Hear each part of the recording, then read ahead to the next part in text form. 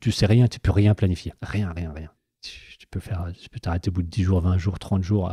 Il y a eu tellement plein de configurations comme ça que, en fait, ouais, c'est bien, tu l'as terminé, mais t'es rien par rapport à un gros temps qui va arriver. Et puis, bah voilà, ça s'arrête.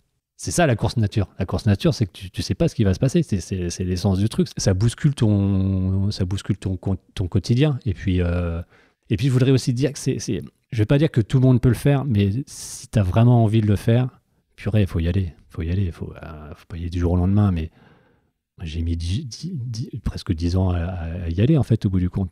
J'aurais pu faire plus long, plus court, c'est pas le problème, mais il y a vraiment rien d'impossible, en fait, à le faire, en fait. Et si tu es méthodique et organisé et consciencieux, enfin voilà, tout ce que un peu j'expliquais depuis le début, il n'y a pas de surhomme, il n'y a pas de course la plus dure du monde, voilà. Bonjour à tous, je suis Guillaume Lalu et je suis ravi de vous retrouver dans ce nouvel épisode de Course épique. Course épique, c'est le podcast Running et Trail qui vous fait vivre dans chaque épisode une histoire de course hors du commun. Athlète émérite, coureur confirmé ou anonyme passionné, quand la légende d'une course et la destinée d'un coureur se rencontrent, c'est dans Course épique qu'elle se raconte. Course épique, c'est un nouvel épisode chaque mercredi, mais c'est également chaque lundi matin un extrait de l'épisode à venir pour bien démarrer la semaine ensemble. Nous avons donc rendez-vous 2 fois par semaine. Et si vous souhaitez suivre notre actualité au jour le jour et découvrir les coulisses du podcast, je vous donne rendez-vous sur notre compte Instagram courseepique.podcast. J'ai le plaisir de recevoir dans ce nouvel épisode Eric Basset. La neige, la glace, le vent et des températures allant jusqu'à moins 40 sont le terrain de jeu privilégié sur lequel Eric aime à s'épanouir depuis plus de 10 ans. Après avoir découvert tardivement la course à pied, Eric s'est lancé en 2005 sur une première diagonale des fous. Ses envies et ses baskets l'ont ensuite mené sur des formats de course atypiques et des destinations peu courantes comme la Libye, l'Égypte, Madagascar, le Cameroun, l'Inde ou encore l'Amazonie. Son intérêt pour le grand froid naît en 2009 après une aventure fondatrice au Canada, la Rock and Ice. Il a ensuite multiplié les ultrapolaires, 12 à ce jour, dont la plus longue épreuve était alors 650 km, jusqu'à cette Iditarod 1000, une course de 1000 miles, soit 1600 km en Alaska, qu'Eric va partager avec nous aujourd'hui. Il est inutile de vous dire combien le récit de cette course si singulière va vous faire vivre d'intenses émotions, comme a pu les vivre Eric à l'occasion de cette expérience, qui reste avant tout pour lui une formidable aventure intérieure. Mais je ne vous en dis pas plus. Eric va vous raconter tout ça bien mieux que moi. Bienvenue dans notre nouvel épisode de Course épique, 1600 km en Alaska. Salut Eric et bienvenue dans ce nouvel épisode de Course épique. Je suis ravi d'échanger avec toi. Bonjour Guillaume. On enregistre cet épisode le 2 février, qui n'est autre que le jour de la Chandeleur, donc j'espère qu'on ne va pas se crêper le chignon pour autant à cette occasion. Ça commence mal. Traditionnelle question d'ouverture de podcast, est-ce que tu pourrais te présenter en quelques mots, l'idée étant de ne pas tout dévoiler de ta vie de sportif et des défis que tu as pu relever tout au long de ton parcours de vie. Qu'est-ce que tu aurais envie de partager avec nos auditeurs ? Déjà, bonjour à tous et toutes. Donc Eric Basset, j'ai 48 ans. Je fais de la course depuis une vingtaine d'années. Tu commences direct par le sport. Oui, c'est vrai, carrément. Tu vois, je me vois... peut-être que c'est l'essentiel de ma vie, on ne sait pas. J'ai l'impression que c'est important. Non, l'essentiel, c'est déjà ma vie de famille avec... je partage ma vie avec Fanny et Gaspard qui a 8 ans, qu'on a eu il n'y a pas si longtemps que ça, en fait, puisque je l'ai eu à 40 ans. Donc, je trouve que c'est quelque chose... on a pris le temps d'avoir notre fils avec Fanny. Et c'est une chose... Gaspard est très important dans ma vie, en fait. Dans notre vie. Je dis notre vie parce qu'avec Fanny, voilà, on est ensemble. Et on est un duo, vraiment. Fusionnel. Ouais, assez. La preuve, je l'expliquerai plus tard, justement, pendant la course, entre autres. Sinon, voilà, je travaille à mon compte comme technicien de maintenance. Je fais beaucoup de routes, je suis toujours en déplacement sur toute la France. Et, tu vis en Normandie ? Et je vis en Normandie. Je vis à Caen, une ville où les températures sont polaires, comme tout le monde le sait. Humide. C'est surtout humide et pas si froid que ça, évidemment. Donc, je ne suis pas un montagnard et je l'assume. Eric, on va parler de sport maintenant. On ouvre la porte, et notamment dans tes jeunes années. Donc toi, tu as fait tes principaux pas sportifs étant jeune, crampons aux pieds. Eh oui, un footeux depuis l'âge de 6 ans et pendant 25 ans. À jouer des matchs tous les week-ends? Tous les week-ends et s'entraîner je vais pas dire tous les jours, mais presque. Je n'ai pensé que foot. Je transpirais, je respirais foot, je ne pensais qu'à ça. Tu avais des ambitions au niveau professionnel? Ouais, quand on est gamin, bah, c'est le rêve c'est le rêve de tout enfant, en fait. Puis, en fait, évidemment, après, ce rêve-là, s'étiole avec le temps. Mais l'esprit de compétition et l'envie de gagner m'a suivi pendant pas mal d'années par le foot. Et c'est un sport collectif. Alors, il y a quand même quelque chose qui est important dans le sport collectif, c'est le partage avec les autres et l'entraide, en fait. Voilà. Et j'ai fini par lâcher ce sport collectif et le foot. Tous les entraînements se finissaient par des blessures, en fait. Donc il y a un moment, de taper dans le ballon, ça ne fonctionnait plus. Donc j'allais m'entraîner pendant que mes copains tiraient au but pour s'entraîner. Bah, moi, j'allais courir. Donc voilà, j'allais courir, je faisais des tours de terrain et ça devenait ça. Du coup, en fait, le passage vers la course à pied s'est fait simplement. Et je faisais pas partie des gens au foot qui avaient un cardio de malade. J'étais pas le premier à faire les tours de terrain, à être toujours en tête, en fait.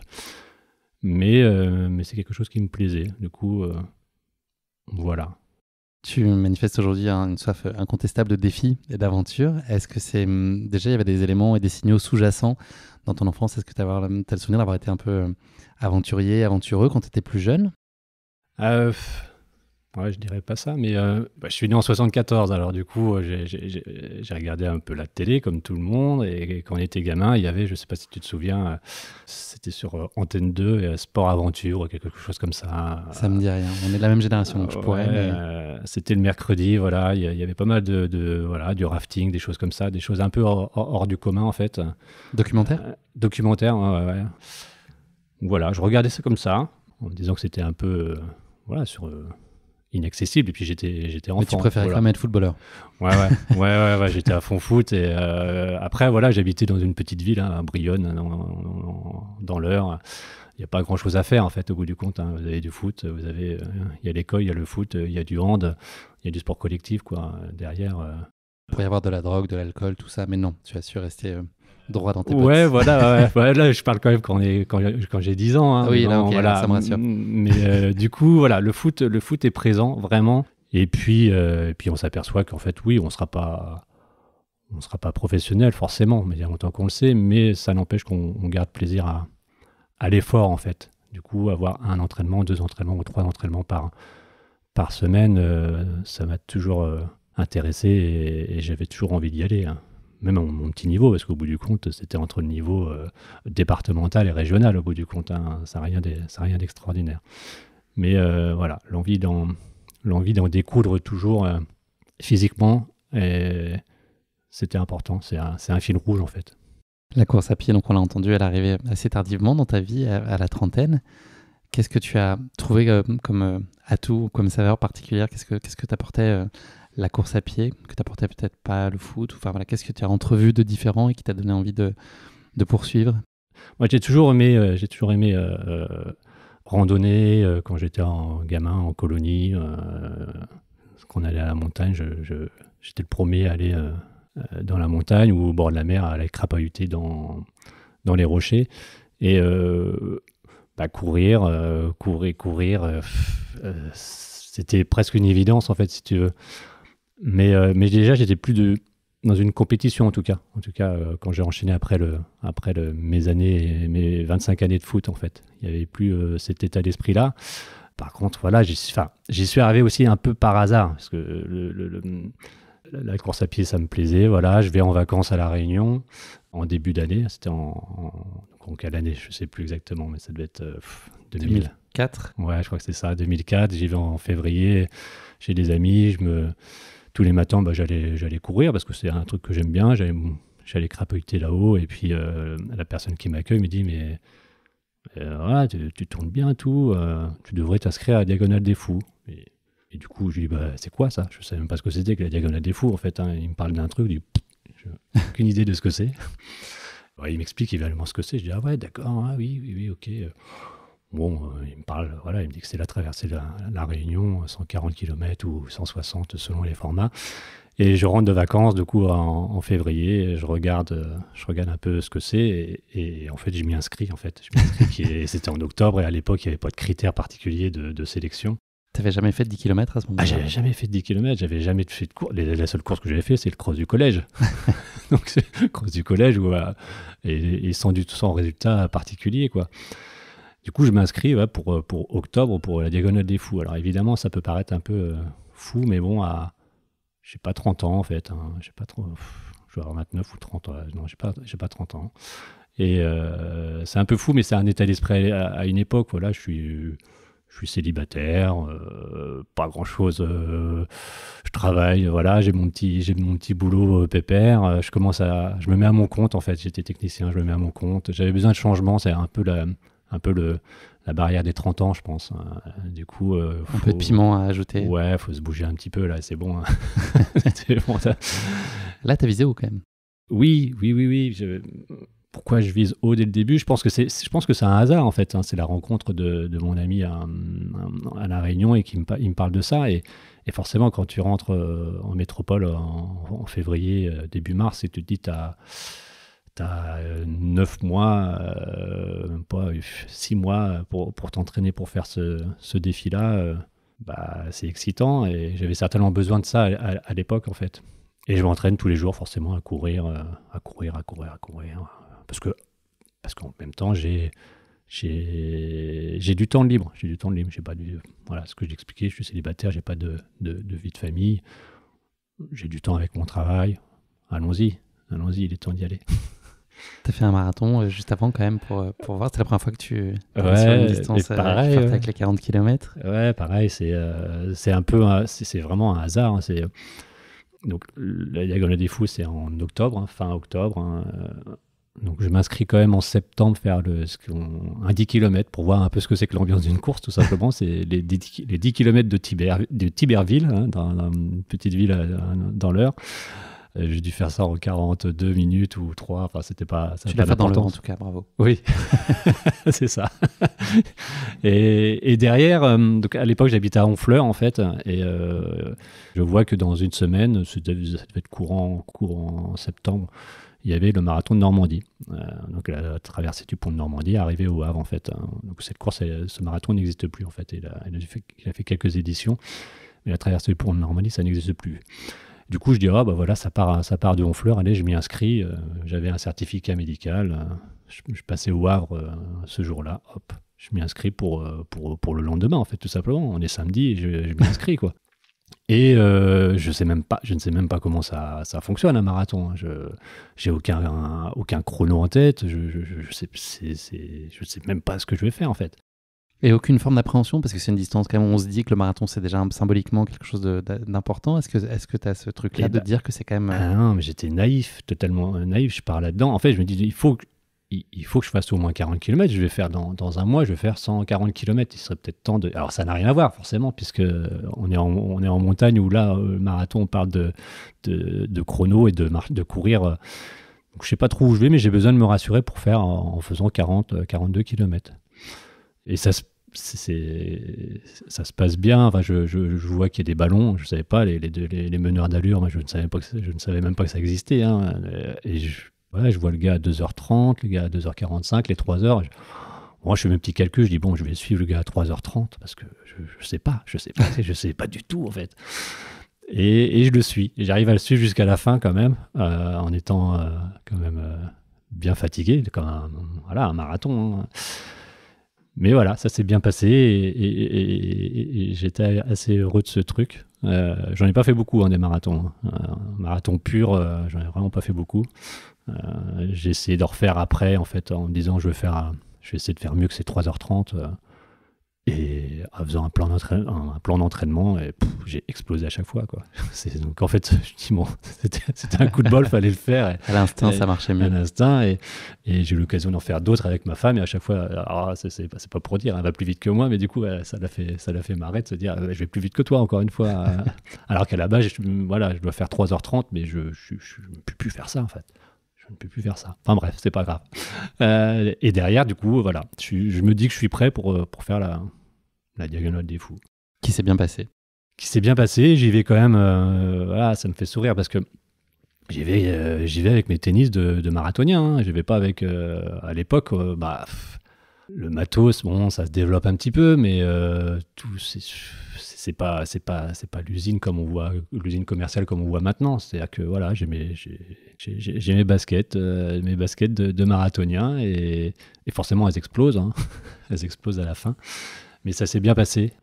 Je finis quand même complètement avec une tendinite ou je ne sais plus quoi à la cheville, la basket avec de l'élasto tout autour parce qu'elle a explosé.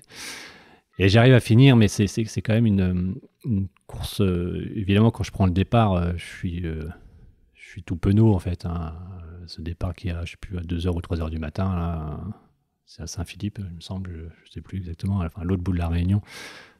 Tu vois, tu es entouré de tout ce monde, voilà, ils ont tous l'air sûrs d'eux, en fait. Toi, tu es là, petit bézo, en fait, hein, à 30 ans. Hein. Tu sais pas comment tu vas te manger. Et en fait, ça se passe bien. Ça se passe pas si mal que ça, en fait. Mais c'est certainement la chance du débutant. Parce qu'en fait, j'ai dû mettre quarantaine d'heures en allant très bien jusqu'à la fin. Mais en étant blessé à la fin, mais ça c'était rien. Mais en fait, je suis arrivé sur le stade de la Redoute, c'était quand même quelque chose d'assez incroyable pour moi quand même, parce que au bout du compte, 140 km sur un truc comme ça, et t'es applaudi par tous les gens du stade, alors que bon... quand même Eric Basset. Ouais, c'est ça, ouais, bien sûr que je le savais. Hein. Non, mais du coup, c'était assez fort quand même en émotion. Moi qui connaissais quand même pas tout ça, voilà, t'es applaudi. Le premier applaudi évidemment. Enfin, j'étais pas là pour l'entendre, mais j'ai vu les images. Et toi, t'es applaudi. Et le dernier, les autant. Enfin, c'est une course assez magique quand même. J'ai trouvé. Donc celle-ci, elle reste quand même gravée dans ma mémoire. Et derrière, voilà, j'ai envie de continuer de faire des courses de ce type-là. C'est singulier, même tu mets le curseur un peu plus loin dans la singularité, dans l'intimité des courses que tu vas cibler. Ouais, j'ai besoin de voyager. Alors voyager, j'ai toujours voulu voyager, mais voyager pour faire quoi aller voir des musées, un concert. J'ai pas trop je sais pas trop quoi faire en fait du coup et j'associe la course à pied à mes voyages en fait. Du coup, je regarde les magazines de l'époque. Tiens, il y a une course à Madagascar. Tiens, il y a une course. Tiens, il y a le marathon des sables. Tiens, il y a... Du coup, voilà, je m'organise, je fais mes vacances et mes défis par rapport au lieu. Donc, t'attends d'aller à un concert quand même après ou pas? Mais non, justement, en fait, j'en fais tellement. En fait, j'en fais beaucoup. Il y a une boulimie de courses. Voilà, sans planification, il y a rien de très sérieux physiquement en fait au bout du compte. C'est faire pour faire. Faut être clair. Il n'y a pas d'esprit de compétition. Je vais jamais pour gagner. J'y vais juste pour découvrir je vais pas dire découvrir le pays, mais découvrir le pays dans un lieu particulier. Il y a que quand on va au fin fond de Madagascar et qu'on traverse des villages avec des enfants qui vous regardent avec des yeux. De grands yeux, ça vaut tout l'or du monde, quoi, de toute façon. Peut-être pour citer quelques pays, donc tu as couru en Libye, en Égypte, Madagascar, tu l'as dit, le Cameroun, l'Inde, l'Amazonie, il y en a plein d'autres. L'Amazonie, c'était tous ces pays, voilà, il y en a beaucoup. Tu allais exclusivement sur ce type de course, faire le semi-marathon du coin ou aller faire un trail dans les Alpes, ça ne présentait pas d'intérêt pour toi à ce moment-là, c'était vraiment... Eh ben, j'ai fait quand même le grand raid des Pyrénées, mais les petits trails, en fait, non, je n'ai pas fait. En même temps, j'habite en Normandie, donc si tu veux en faire, il faut quand même prendre la voiture pour aller dans les Alpes ou les Pyrénées, c'est quand même une organisation. Ça m'est arrivé de le faire et de pas me réveiller, d'avoir fait la course, d'avoir fait la route la veille et pas me réveiller le matin. Ça m'est arrivé 2 fois. Donc, je disais, c'est un signe. Je crois que t'es pas fait pour faire des courses dans les Alpes ou dans les Pyrénées. Après, je faisais des petites courses en Normandie, histoire, des 20, des 30, qui sont très bien. Hein, Mais c'est pas ça que tu voulais chercher parce que là on parle de sport, mais il y a aussi une aventure intérieure, une quête, du dépaysement, de la découverte. Ouais. Du coup, voilà, pendant plusieurs années, je fais vraiment du ski abordable en voyage. Voilà, donc c'est souvent des trails dans les pays chauds pour le coup. 2009, c'est la fin des pellicules Kodak, c'est le début du Bitcoin, ça remonte un petit peu, et puis c'est l'année où l'Airbus A320 de US Airways a fini dans les eaux gelées de l'Hudson River à New York, mais c'est aussi l'année de ta rencontre avec le froid, à l'occasion de la Rock and Ice au Canada. C'est une révélation, je pense qu'on peut le dire. Est-ce que tu peux nous raconter cette première expérience dans des conditions assez extrêmes avec le froid? Ouais, en fait, pourquoi je me retrouve à la Rock and Ice au Canada, c'est qu'en fait, sur une des courses dans le désert, je rencontre un ami qui connaît un ami, qui a un ami, qui est contact de course de la Rock and Ice. En fait, c'est Gérard Verdonnet, je peux le citer. Citons-le. Ouais, Gérard Verdonnet qui a fait plusieurs courses dans le grand froid avec Marc Perrier, et du coup, il me dit, tiens, je suis contact de la course la Rock and Ice, si ça t'intéresse, on y va. Il y a 3-4 Français qui viennent avec nous. Je lui dis ouais, ça ressemble un peu au coup de la Diagonale des Fous, cette histoire-là. Ouais, c'est un peu ça. On te pitch un truc dont tu ne connais pas grand-chose et c'est ça en fait. Tu te laisses tenter. Et je lui dis mais attends, le froid, j'habite en Normandie, toi tu habites dans le Jura, tu sais ce que c'est, tu en as déjà fait. Il me dit non, mais tu viens faire un petit stage avec moi dans le Jura et je t'explique ce qu'il faut. On fait un week-end ensemble et fais-moi confiance, ça se passera bien. Tout. Donc on y va. Il nous explique, on fait ce stage dans le Jura. Pas à moins 30 ni à moins 20, il y avait de la neige et voilà, il explique tout le cheminement, la poulka, les vêtements techniques et puis les conditions et les contraintes météo en fait qui peuvent y avoir. Et du coup ça se passe bien. Voilà, on va à la Rock and Ice, qui est un peu à l'époque l'équivalent, c'est un peu un marathon des sables mais dans le froid en fait. Il y a 6 étapes, 240 km et 6 étapes. Une organisation vraiment super, de gros moyens, des moyens, une organisation à la Marathon des Sables, et ça fonctionne bien. Et je prends un réel plaisir à faire cette course-là. Puis ça change tout. Enfin, on n'est plus du tout dans le show. On n'est plus du tout dans le show, et c'est une autre approche en fait. Voilà, de paysage et de solitude. On a moins de monde aussi. C'est des courses où forcément il y a moins de monde. Et peut-être à l'époque j'ai besoin d'avoir un peu moins de monde. Après, quand tu fais la Trans 333 de Gestin, tu es un peu tout seul. Mais je sais pas. Voilà, j'ai besoin de changement. Donc, on part avec la Rock and Ice et après, je continue. En fait, parce que j'ai envie de voir autre chose. Mais en fait, je dis ça, mais quand on fait le stage dans le Jura avec Gérard Verdonnet, il nous fait un petit diaporama de ce qu'il a fait. Donc, ils ont fait quelques courses avec Marc Perrier, la Yukon. Ils avaient fait l'Edita en 300 miles, en fait. Et il nous explique tout ça. Et en fait, il nous dit, on a fait ces courses-là. Donc, c'est un petit diaporama. Et il nous explique que l'Edita, on l'a faite. Sinon, il y a celui-là, il y a le 300, mais il y a le 1000. Et là, tout de suite, je lui dis, ah ouais. Alors, j'ai toujours pas fait la Rock and Ice, j'ai jamais été dans le froid. Je dis, ah ouais, quand même, 1600 km. Du coup, ça fait un peu tilt dans la tête, mais j'imagine, traverser l'Alaska, c'est un truc de fou, quoi. Et même eux qui ont déjà fait des courses, ils disent non, mais on peut pas le faire, parce qu'il faut des moyens, pas que physiques, il faut aussi des moyens de temps, partir 30 jours. Enfin voilà, donc on parle de ça, on est en 2009, quoi. Mais j'ai un petit peu ça dans la tête et je veux pas faire comme la Diagonale des Fous, c'est-à-dire je vais pas aller faire, de toute façon tu peux pas partir faire la 1000 comme ça, mais tu vois bien qu'en fait il y a des sélections à passer, il faut un petit CV pour pouvoir être accepté sur la 1000.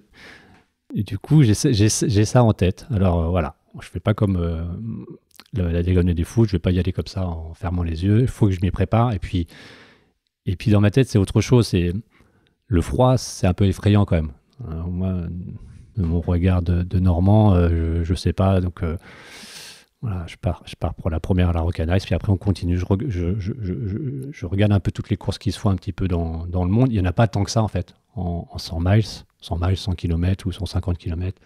Je regarde un peu tout ce qui se fait, et puis tous les ans j'en fais une, voilà, pour acquérir un petit peu d'expérience, parce que c'est à chaque course, il y a toujours un nouveau problème qui se dévoile. Et voilà, c'est quand même, il y a rien de simple dans le froid.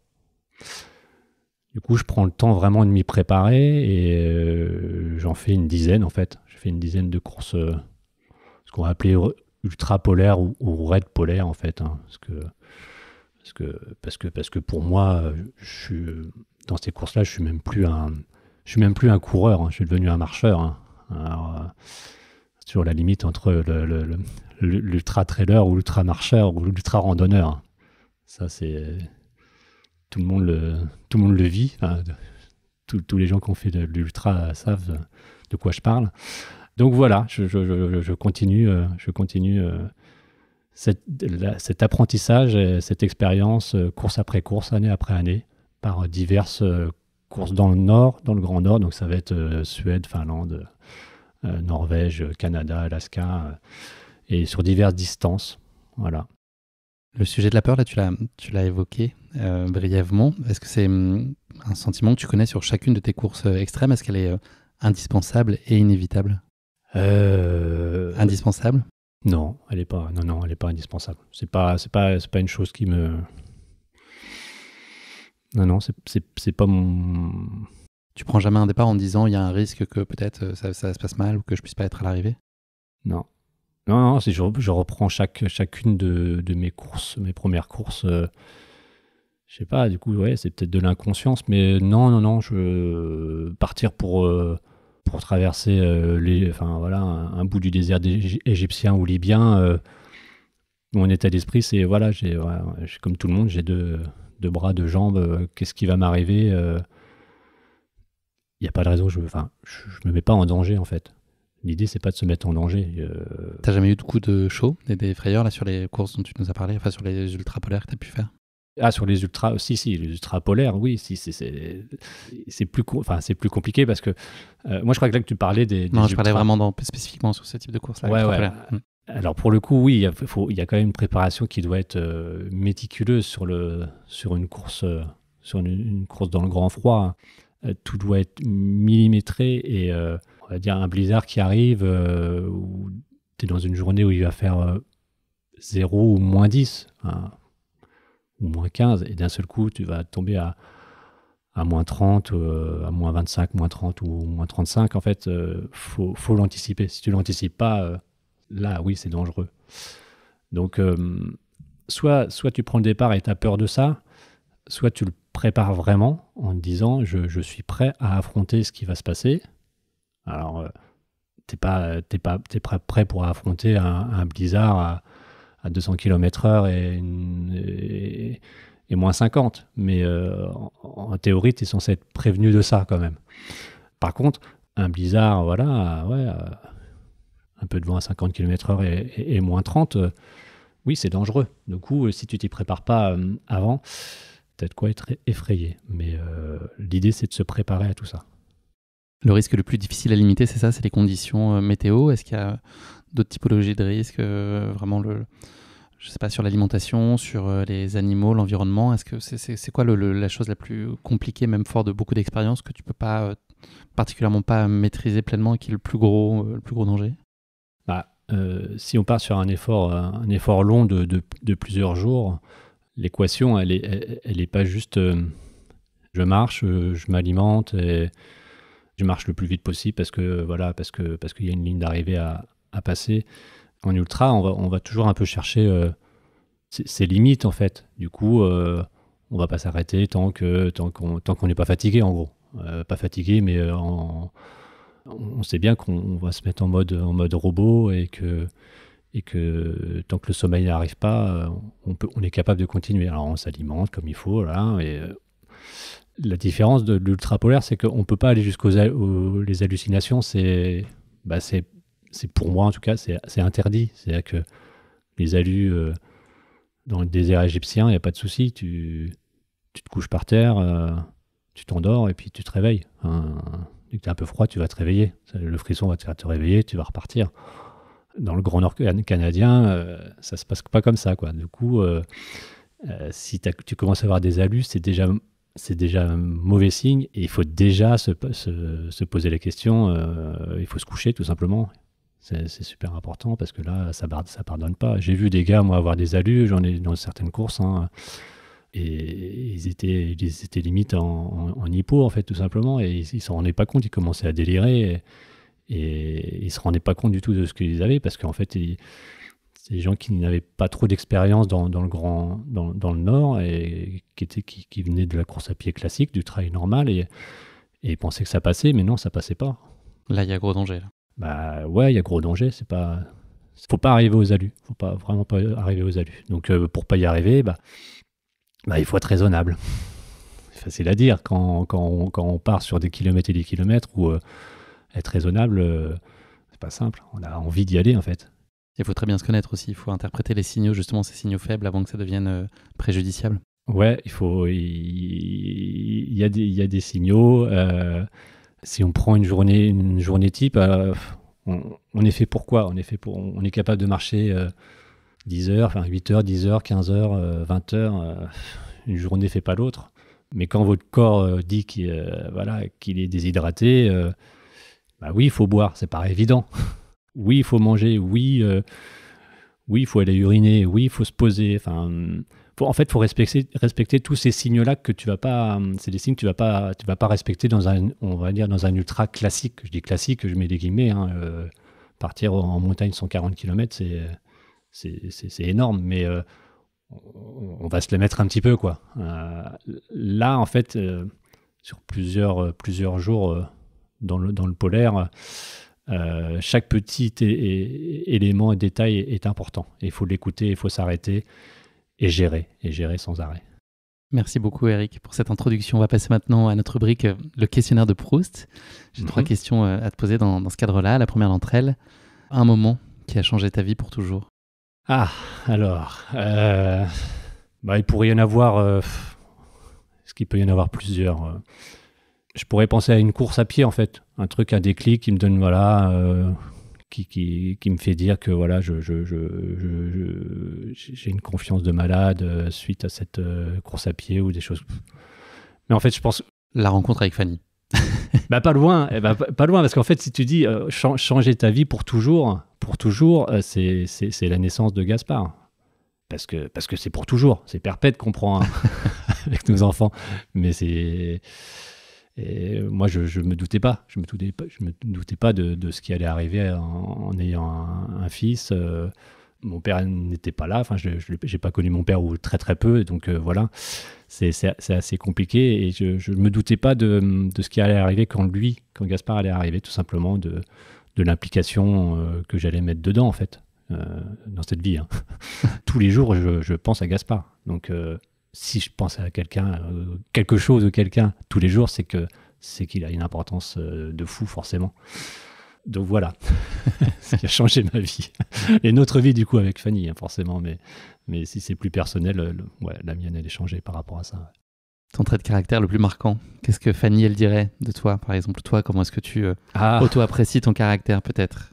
Moi, je dirais que je suis drôle, mais Fanny, c'est parce que dirait un peu je suis un peu dans la dérision sur certaines choses, mais non, le trait de caractère, ce qu'on dirait, c'est que j'ai de la rigueur, en fait. Je suis assez rigoureux sur beaucoup de choses.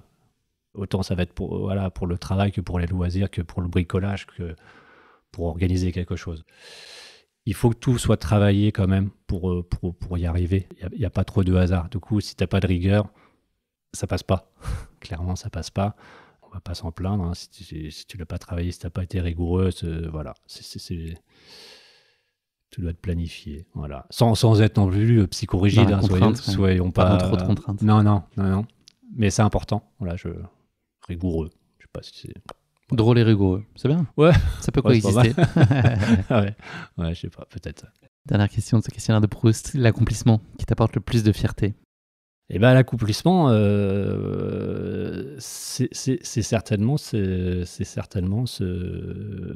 l'Idita 1000 miles, en fait, parce que en fait c'est un peu c'était mon Graal, en fait, depuis pas mal d'années, en fait, et j'y suis pas allé du jour au lendemain. J'ai mis 10 ans à y aller, en fait. Je vais pas dire que c'est une fin en soi par rapport à l'ultra, mais en fait si, c'était un Graal, et j'y suis arrivé, et ça s'est pas fait sans peine et sans contrainte. Du coup, c'était quand même un accomplissement pour moi. Source de fierté. Ouais. Des fois, j'ai du mal à dire, ouais, est-ce que quand on me demande, t'es fier de ça? Je vais avoir du mal à dire oui, mais en fait, au bout du compte, carrément, faut arrêter de se voiler la face. Je suis carrément fier d'avoir fait ça, de l'avoir préparé, de l'avoir bien préparé, de ne pas y être allé du jour au lendemain et d'avoir pris le temps de le faire. Et ouais, j'en suis quand même, j'en suis fier quand même. Tu peux. Je sais pas, mais faut garder, voilà, tout en gardant les pieds sur terre. Et si je veux ressortir du studio avec les chevilles énormes ou la tête énorme, il va falloir que tu agrandisses la porte. Oui, il y a ton chauffeur qui t'attend d'ailleurs en bas, ton manager qui me fait des signes là, pour que j'aille plus vite sur la question d'après. Non, mais c'est important de garder, voilà, les pieds sur terre. On fait de la course à pied, gardons les pieds sur terre. Voilà. Merci beaucoup Eric, on va maintenant parler de ta course épique, donc l'Iditarod 1000, quelques mots pour en planter le décor à dominante très blanche de cette course qui est le sommet des ultramarathons d'hiver et qui est réputé comme étant le plus long et le plus difficile au monde. Liti, son petit nom de code, reste à savoir si le téléphone maison. Ouais. Il offre à ses concurrents la possibilité de traverser des étendues sauvages de l'Alaska. Cet ultramarathon sillonne les chemins de la plus longue course de chiens de traîneau au monde et propose 2 formats, le 350 miles et le 1000 miles, donc 1000 miles, 1600 km. L'épreuve reine qui va nous intéresser aujourd'hui. Cette IT 1000 suit la piste historique de l'Iditarod depuis son point de départ au lac Knik, près d'Anchorage. N'hésitez pas à me corriger sur la prononciation et sur le reste.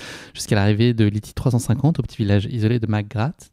Et à partir de là, seuls les participants de l'IT 1000 poursuivent leur route jusqu'à la mer de Bering avant d'atteindre Nome et de franchir la tant attendue ligne d'arrivée pour ceux qui y parviennent.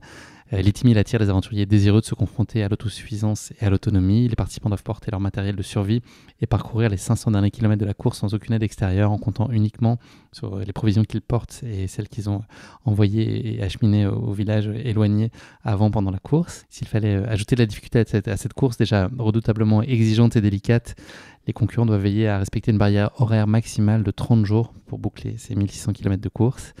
Cette aventure nécessite évidemment de parfaitement combiner expérience et endurance. Les concurrents de l'IT 1000 peuvent être confrontés à des températures allant jusqu'à moins 45 degrés, à des bourrasques de vent, de la pluie, du blizzard, de la neige jusqu'à la taille, de la boue, de la glace éblouissante, des ciels ensoleillés, tout ça dans la même journée, ou presque. Enfin, il faut vraiment pas avoir de bol pour avoir tout ça dans la même journée, mais ça doit être possible.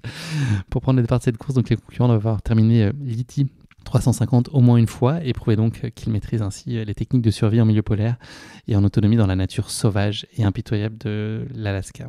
Tu l'as dit toi-même Eric, pas ici, mais l'IT 1000 c'est pas seulement une course, c'est un voyage intérieur puissant et un moment d'introspection très privilégié pour toi et appuyé notamment pour le fait que la course soit très très intime.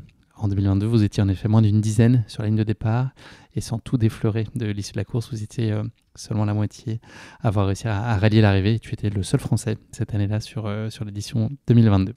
Voilà ce qu'il faut savoir de la course. Tout y est à peu près. Globalement, le décor est planté à peu près justement. Oui, le décor est plutôt bien planté. Tu t'y es vu là? Oui, je peux juste te reprendre sur le tout début. C'est le tout début dans comment on présente cette course sur l'ultra polaire le plus dur du monde. Tu vois, c'est toujours un truc qui me. En fait, toutes les courses sont les plus dures du monde. Enfin, combien de fois on entend que c'est la course la plus dure, la plus haute en latitude, la plus longue. En fait, tout est plus. Au bout du compte, certainement qu'elle est dure, forcément. Je vais pas le dire le contraire. Je vais pas dire, oh non, c'était easy. Mais c'est juste dans la présentation, mais de se dire qu'elle est dure pour moi, elle est moins dure pour un autre. Mais c'est juste une question de valeur. Alors, intrinsèquement, on dit, voilà, elle est longue, voilà. Tu vois ce que je veux dire, en fait. Une appréciation subjective, en tout cas, c'est la question de la pluie. Voilà. Juste ça. Mais c'est bon pour toutes les courses, comme pour beaucoup de courses. Et voilà. Eric, c'est un moment qui fâche en général dans l'épisode, c'est le moment de la question qui pique, de course épique. Voilà, c'est une petite question très gentiment piège que je pose à mes invités. Donc ça va être aujourd'hui 3 petites questions qui chatouillent. Ce ne sera pas vraiment une question qui pique, ça va être 3 petites questions qui chatouillent. Ça va être un vrai faux. J'ai 3 questions pour toi, donc voilà, statistiquement, ça devrait quand même assez bien se passer. Tu vas voir, cette question qui pique, c'est un exercice aussi périlleux qu'un ultra polaire de 1600 km dans le grand froid, ou presque. Écoute, je reste là. J'écoute. Ouais. Première question. Le drapeau de l'Alaska, dans quel cadre de cette IT, a été imaginé par un enfant de 13 ans? Est-ce que ça te paraît possible? Je vois bien à quoi il ressemble. C'est un drapeau européen un peu destroy, le drapeau de l'Alaska. Ouais. On va dire vrai. Bravo. Je ne te demanderai pas son nom, mais il s'appelle Benny Benson. Il a imaginé ce drapeau en 1926. Et donc voilà, il deviendra le drapeau officiel de l'État lors de l'adoption de l'Alaska dans l'Union en 1959. Voilà. Il est beau d'ailleurs. Ouais, il est intéressant. Ouais. J'ai fait des recherches. J'invite les auditeurs à regarder ça. Deuxième question de Faux. Bah, bravo, déjà, 1 sur 1, pas mal. Ça part bien. Les USA ont connu une seule et unique bataille sur leur terre à l'occasion de la Seconde Guerre mondiale. Et c'était en Alaska. Est-ce que c'est un mensonge ou est-ce que c'est une vérité ? Non, c'est faux. Ben, c'est vrai. La seule bataille de la Seconde Guerre mondiale qui s'est déroulée sur le sol américain a eu lieu en 1943, après l'invasion des îles Aléoutiennes par les Japonais. Et donc cette île appartient à l'Alaska. Et donc la bataille d'Attu a duré du 11 mai au 30 mai. Ça a été relativement c'est une île. Rapide. C'est une île d'Alaska. Oui, pardon. Voilà. Excuse-moi. J'ai pas été assez précis en Alaska, dans l'état d'Alaska en tout cas, et ses extensions. Ok, dernière question, 1 sur 2. Oh. L'Alaska a la plus faible densité de population des États-Unis. Donc, si l'île de Manhattan avait la même densité de population que l'Alaska, seulement 64 personnes vivraient sur l'île de Manhattan. Oui. J'étais un peu eu parce qu'en fait, c'est encore moins que ça. Il serait seulement beaucoup, il serait 16. Il y aurait 16 habitants sur l'île de Manhattan à ISO densité. Ouais, je sais. Ouais. Bon, ok. Merci le piège. Ouais, bon. Ça a été un peu la catastrophe sur la fin, là, mais pourtant, t'étais bien parti. Tu avais préparé ta réplique en disant je vais faire une bonne. Voilà. C'est l'endroit. Alors, les auditeurs très fidèles du podcast savent qu'il y a toujours des petites vannes. Et si j'avais fait 3 sur 3, c'était quoi la vanne ? C'était pas de doute, tu es l'Alaska d'or de cette question qui pique. Tu vois, j'ai les 2 options à chaque fois. Je dévoile un peu mes secrets. Il y a de l'improvisation quand même, aussi, c'est le but du jeu. Mais comme il y en a toujours une à ce moment-là, il faut que j'en ai une sous le coude. Ça marche. Allez, je reste. Allez, c'est bon. Écoute, 1 sur 3, c'était pas simple. Ton histoire avec Lily Tarot, donc tu nous as parlé de la façon dont tu l'avais entendu parler pour la première fois. Elle s'est construite de façon tangible à partir de 2007. Est-ce que tu peux nous parler un peu des différents rendez-vous plus ou moins heureux et des fortunes que tu as connues chaque année, soit pour des raisons, toi, la façon dont la course est passée pour toi, ou des raisons exogènes qui ont fait que la course n'a pas eu lieu. Mais est-ce que tu peux nous dresser un peu le portrait entre 2017 et puis finalement 2022 de ton rapport à Iditarod et tes expériences là-bas ? Ouais, donc c'est après, donc on parle que de l'Iditarod et après les expériences sur les autres courses polaires. L'Idita, du coup, voilà, il faut faire le 300, la première épreuve, le 300 pour avoir le droit de faire le 1000. Il faut avoir aussi une expérience, un petit CV pour pouvoir être retenu pour faire le 1000 en fait.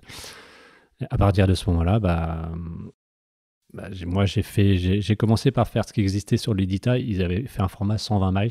Il y avait le premier 120 miles, après c'était le 300. Et après, c'était la 1000. Donc, j'ai commencé la première année à faire le 120. Il n'existe plus ce format-là. C'est dommage parce qu'il est plutôt chouette. Je t'interromps, mais c'est dans cette logique déjà d'avoir en tête le 1000. C'est une construction pour ça. Tu ne la fais pas pour juste explorer. Tu as en tête qu'un jour, ça pourrait te mener au 1000. Ouais, c'est vraiment ça. C'est presque... je fais le 120 et le 300. Je ne pense qu'à une chose, c'est le 1000 et continuer à me préparer. Parce que j'ai fait d'autres courses avant. Donc l'idée, c'est de se continuer à se préparer, d'emmaganiser de l'expérience et avoir le droit d'y participer, de s'y inscrire. Du coup, je découvre l'IDITA en 2017 par le 120 miles. Tout se passe plutôt bien, en fait. C'est une découverte du parcours. Et l'année d'après, du coup, je décide de m'inscrire... tout simplement, ou 300, hein. Forcément, genre ça va être facile. Et puis en fait, l'année où j'ai fait le 120, j'avais fait plusieurs courses, j'avais fait 3 ultrapolaires, un aux États-Unis, un du coup en Alaska, le 120, et un dans 66-33 ouais. 660 km. 660, arrivé à la mer de Beaufort, et que j'ai essayé de faire depuis quelques années, et que je termine du coup en 2017. Mais en fait, j'ai fait vraiment beaucoup de courses. Trois grosses courses dans le froid. Et quand je m'inscris au 300, voilà, c'est la suite logique. 2018, je vais faire le 300 et je pars et je m'arrête au bout de 24 heures. Game over. Ouais, plus rien. Et je suis persuadé que j'aurais pu y aller, en fait. Mais je le sens pas, en fait. Je sens pas le truc. L'idée, c'est de terminer le 300 en étant en forme, pour dire l'année d'après, je fais le 1000, mais voilà, il en reste 3 fois plus. Donc tu fais pas le 300 en arrivant complètement explosé. Donc c'est pour ça que je m'arrête. En fait, je me dis que ça sert pas à grand chose. Il n'y a pas de 24 heures et aussi peu d'énergie, ouais, pourquoi pas aller faire 10 jours à l'arrache et terminer, mais ça n'aura pas vraiment de sens. Du coup, je trouve pas le sens et je m'arrête. Voilà. Sans regret. T'es apaisé avec cette décision? Ouais, vraiment.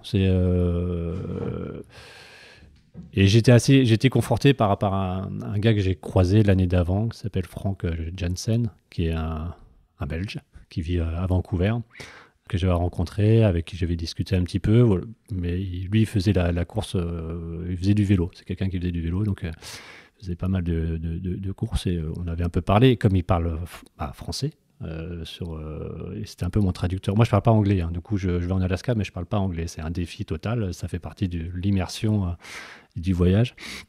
Je baragouine deux, trois mots, mais voilà, ça étonne toujours les gens que j'aille au fin fond de l'Alaska sans parler un mot d'anglais ou pas grand-chose, mais ça fait partie du truc. Bon, bref, du coup, je rencontre Franck et l'année d'avant, voilà, on parle un petit peu, et puis comme il a fait déjà l'Idita plusieurs fois, il me suit quand je prends le départ du 300 en 2018 et j'abandonne au bout de 24 heures. Et en fait, voilà, il m'envoie un message qui est resté assez... En fait, tout ce que je m'étais dit lors de mon abandon sur l'utilité de faire tout ça, de se mettre la misère, et se mettre dans des états pas possibles, il me l'explique assez simplement en me disant que pour lui...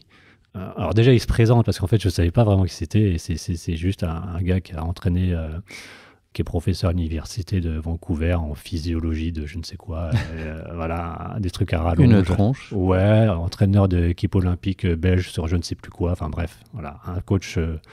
Voilà, une carte de visite, quoi. Donc il ne m'avait pas dit, très bien, il avait raison, hein, c'est pas pour ça qu'on se rencontre. Et il m'explique en fait tout simplement que pour lui, qu'il en a un petit peu marre. En fait, cette année-là, en plus, il y a quand même un gars qui est sur la Yukon. La Yukon, tu peux y aller, c'est au Canada, c'est une longue distance aussi. Tu peux y aller un petit peu comme ça, sans trop de cartes de visite, comme moi j'ai pu faire à Diagonale-du-Fou quand j'étais gamin. Et il y a eu un accident et un gars qui a fait n'importe quoi, pour le coup, mais qui est contraint par le froid. Et voilà, je crois qu'il a plus ses mains, il a plus ses pieds, hein, pour avoir pété un plomb à cause du froid, tout simplement, quoi.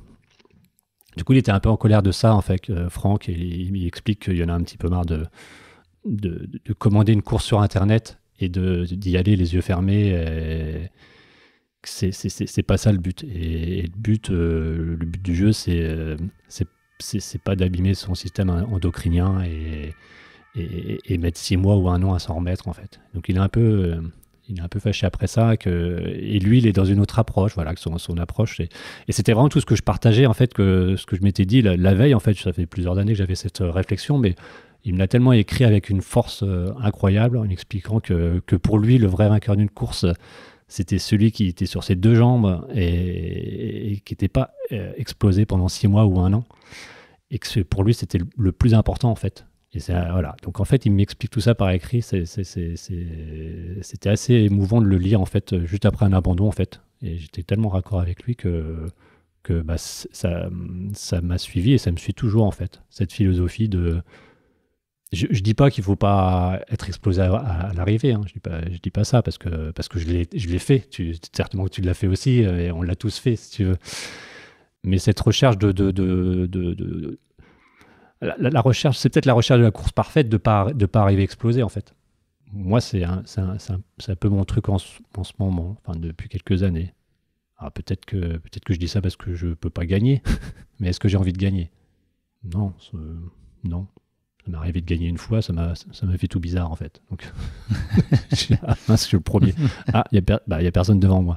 C'était une sensation un peu particulière, mais ça m'a rien fait. Ça m'a rien fait, en fait. Je suis rentré chez moi.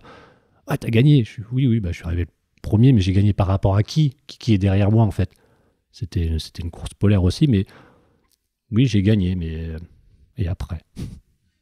Donc, pour revenir à ce que ta question, je ne sais plus. 2019, tu fais le 300. Ouais, je fais le 3 ans. Donc, en 2018, voilà, j'arrête au bout de 24 heures. 2019, je me réinscris, hein, je rentre et je me réinscris parce que j'ai vraiment l'impression d'avoir loupé quelque chose et que en 1 an, je sais que je serai reposé. Et moi, je fais plus de courses, en fait. En 1 an, je m'entraîne tranquillement. Je suis pas dans le mode marathonien, m'entraîner tous les jours, faire du cardio, c'est pas utile en fait. Du coup, voilà, je me repose. 2019, je reviens, je fais le 300 et tout se passe vraiment très très bien. Voilà, je suis pas en train de dire que c'est facile, mais ça se passe bien. Tout ce que j'avais planifié, organisé, voilà, tout est super. et je me dis que, ouais, je me dis vraiment que je suis prêt pour faire le 1000. J'ai l'occasion de discuter avec Kyle Durant, qui est l'organisateur de la course. Et il me dit, ouais, vas-y, tu peux. Donc, je discute en franglais et je comprends qu'il me dit, vas-y, si tu t'inscris, je te prends, il n'y a pas de souci. Donc, c'était chouette et c'est excitant. Donc là, on est en 2019, début 2019. Du coup, je suis inscrit et en septembre, en fait, septembre-octobre, je vois bien dans mon entraînement en fait que non, l'entraînement il passe pas en fait. Il passe pas du tout, je me sens fatigué. Donc tu vois, ça revient souvent ça. Et ça, c'est l'héritage du 300 miles, tu Ouais, penses, certainement. Pourtant, j'ai eu l'impression de le faire tranquille, mais c'est sournois en fait. Tu crois, mais en fait, non, c'est pas, c'est pas aussi simple que ça en fait. Tu vas quand même puiser dans des ressources,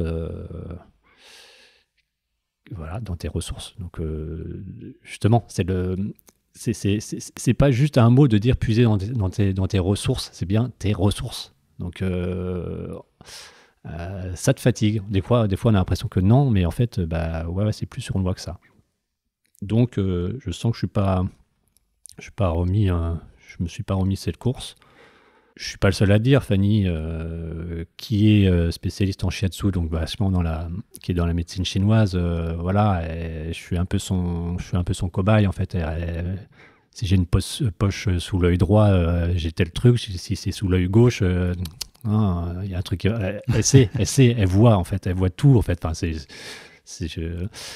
Donc, elle me dit, ouais, non, moi, je pense que tu es fatigué. Du coup, oui, je suis fatigué. On continue. Puis, en fait, au bout de 2 mois, tu t'aperçois qu'elle avait raison, en fait. Bon. Donc, j'appelle Kyle. Et tu repousses. Ouais. Et au bout du compte, c'était pour l'édition 2020 qui a été arrêtée en plein milieu de pandémie. À 800 km en plus, ouais, ils sont arrêtés à 800 miles exactement. À 800 miles, pardon. Ouais, puisque en fait, voilà, c'est tout ce qu'on sait. 2021, il n'y a pas, Covid. 2021, ouais, toujours. Donc, voilà, moi je suis inscrit, mais forcément les inscriptions sont décalées. Et pour 2022. Que tu vas nous raconter très bientôt. Ouais. Sur la prépa, j'ai lu que tu n'avais pas mis en place de préparation particulière, en tout cas pas pour le froid notamment. Il y avait aussi la médecine chinoise qui a joué aussi un certain rôle dans ta préparation, tu viens aussi de l'évoquer à l'instant. Qu'est-ce que tu as pu mettre en place qui pourrait être intéressant de savoir pour nos auditeurs sur ce type de course et quand même tu t'es pas préparé spécifiquement pour le froid? C'était quoi les grosses briques, les grosses composantes? En fait, aborder le froid, je l'aborde avec de l'expérience. Alors après une dizaine d'ultrapolaires, donc je sais un peu où je vais. Là, je te parle juste de l'expérience, je te parle pas du physique. Donc ça, je sais qu'il faut absolument une méthode, être patient, être organisé, que tout tient, enfin beaucoup de choses tiennent à la logistique. Le physique, depuis des années, moi je m'entraîne, voilà. J'ai toujours mon petit parcours. J'habite à Caen. Je prends le train le matin vers Bayeux et puis je reviens en courant, marchant le long de la mer, à Romanche. Entraînant ta poulka à roulette? Non, pas du tout. non, même pas. Du coup, voilà. Si j'arrive à faire ce petit parcours qui fait 60-70 km dans la journée en terminant tranquillement en courant, et que ça va, que j'en ai pas plein le dos, je considère que mon entraînement, il a été efficace et je le valide comme ça, en fait. Sans penser à un chrono particulier, c'est juste d'arriver chez moi et en me disant « Ah, c'est bon, je vais bien, je suis pas fatigué ». Entre guillemets, je suis pas fatigué, évidemment. Mais ça, c'est pour le côté physique. Mais cette année, justement, pour préparer l'IDISA, je n'ai pas réussi à faire ça. Je n'y arrivais pas, en fait. J'ai commencé mon entraînement en septembre et en fait, j'allais marcher 3, 4 heures, 5 heures et j'arrivais pas à faire ces 8 heures. Je les ai faites 1 ou 2 fois, mais j'arrivais pas à faire des 10 heures. Dans ma tête, ça fonctionnait pas en fait. Du coup, c'est un peu angoissant parce qu'en fait, tu te dis, bon, attends, il faut quand même que tu sois prêt physiquement parce que c'est le principe, en fait, on a toujours l'impression qu'on n'est jamais assez prêt, en fait. Physiquement, on veut toujours en faire plus. Et en même temps, je lui dis, bah, si tu n'es pas prêt pour faire ton entraînement habituel, bah, le fais pas. Le fais pas. Si c'est pour te blesser, laisse tomber. Et en plus, au mois de novembre, moi, je me suis cassé le coude. Donc, en faisant de la trottinette. On rigole pas, s'il te plaît. Pardon, j'essaie de me contenir. Avec Gaspard qui... T'as oublié tes protège-coudes. C'est ça, donc, devant plein d'enfants, et t'as ton fils qui arrive et qui dit « Waouh, la honte, papa !» Et j'ai fait un beau gadin. C'était pour faire un 360, rassure-moi, non ? C'est ça. Donc j'avais un peu mal, mais en fait j'ai pas trop fait voir que j'avais mal, mais j'ai fini à l'hôpital avec une attelle pendant tout le mois de novembre et jusqu'en décembre, quoi. Donc la préparation, elle est un peu compliquée. Elle est compliquée, mais au bout du compte, en fait, je me repose, en fait. Je me repose et en fait, je fais de la muscu à côté, mais ça, je faisais déjà avant. C'est important pour tirer une poulka de faire un petit peu de haut, de bas. Donc, je fais gaffe parce qu'avec mon coude, c'est difficile, mais du coup, je pars un peu sur une autre préparation, en fait, parce que je me dis, voilà, c'est stoppé pendant un mois. Peut-être le moment de ne pas trop marcher. Voilà, c'est comme ça. Sur une petite philosophie de Bouddha, tout ce qui arrive est utile. Je pense toujours à cette réflexion-là. Et voilà, c'est arrivé, je me suis cassé le bras, il faut que ce soit utile à quelque chose, donc voilà, profitons-en. N'empêche que tu n'es quand même pas sûr de toi. Donc physiquement, c'est pas extra, c'est pas non plus à la ramasse, mais c'est pas... Voilà. Optimal. Non, c'est assez classique. Mais pour en avoir fait beaucoup quand même, je sais que c'est pas optimal, vraiment. Là, c'est pas du flan, c'est pas ouais, c'est ça, t'es jamais content, il t'en faut toujours plus pour t'entraîner. Non, là, je sens. Sans que ça sème le doute pour autant. Non, mais du coup, je me dis, attends, t'es pas parti pour faire un 300, t'es parti pour faire un 1000. 1000, c'est 30 jours. Alors, j'ai jamais fait. J'ai fait 10 jours, 10 jours maxi. J'ai fait en off, traverser les Pyrénées pendant 20 jours ou les Alpes pendant une quinzaine de jours. Mais en off, mais je sais que l'Idita en 30 jours, il va se passer ce qui va se passer dans les 10 premiers jours, mais je vais continuer mon entraînement pendant ces 10 premiers jours. Par contre, sans prendre de retard, mais l'idée, c'est ça, en fait. Je dis, bon, comme de toute façon, j'irai pas vite, puisque je suis pas assez bien préparé, je vais y aller tranquille les 10 premiers jours, et on va voir ce qui va se passer, en fait. Continue ton entraînement. Après tout, pourquoi pas. Je vais pas pour la gagner, de toute façon. Donc, on verra ce qui se passe. Donc, est-ce que c'est rassurant ? Je dis, non, mais de toute façon, je suis inscrit, j'ai envie de la faire. Je sens qu'il faut la faire cette année parce que tout est compliqué. Enfin, c'est partir 30 jours, 40 jours en Alaska, ça reste quand même pas simple à organiser. Donc, je pense que c'est le moment et je lâche pas l'affaire. Ton employeur qui était toi-même était d'accord d'ailleurs. Je me suis il t'a accordé des auto-autorisé. Donc voilà, c'est en début d'année. Et moi, je veux que Fanny vienne avec Fanny et Gaspard, mais c'est compliqué. 40 jours, c'est pas facile. On peut prendre du temps, mais la logistique en Alaska, c'est vraiment pas simple. C'est pas juste suivre en motoneige ou en coucou d'étape en étape. C'est vraiment pas simple. Du coup...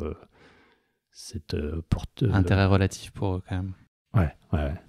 Du coup, voilà. J'ai une question à plein de tiroirs dedans. Eric, si tu peux me faire une petite compilation de réponses sur tous ces sujets. Je voulais que tu me parles de l'équipement, de la poulka, la partie nutrition, alimentation, hydratation. C'est quoi les grands principes ? Comment est-ce qu'on boit de l'eau, par exemple, sur des courses comme celle-là ? La navigation en autonomie, comment est-ce que ça se gère ? Voilà.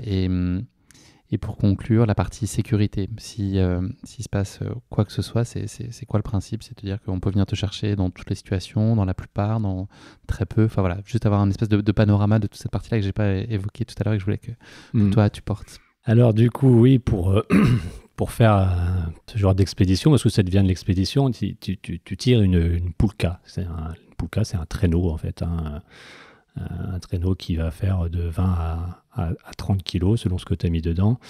Et c'est tout ton matériel pour te changer, pour te nourrir, pour t'alimenter.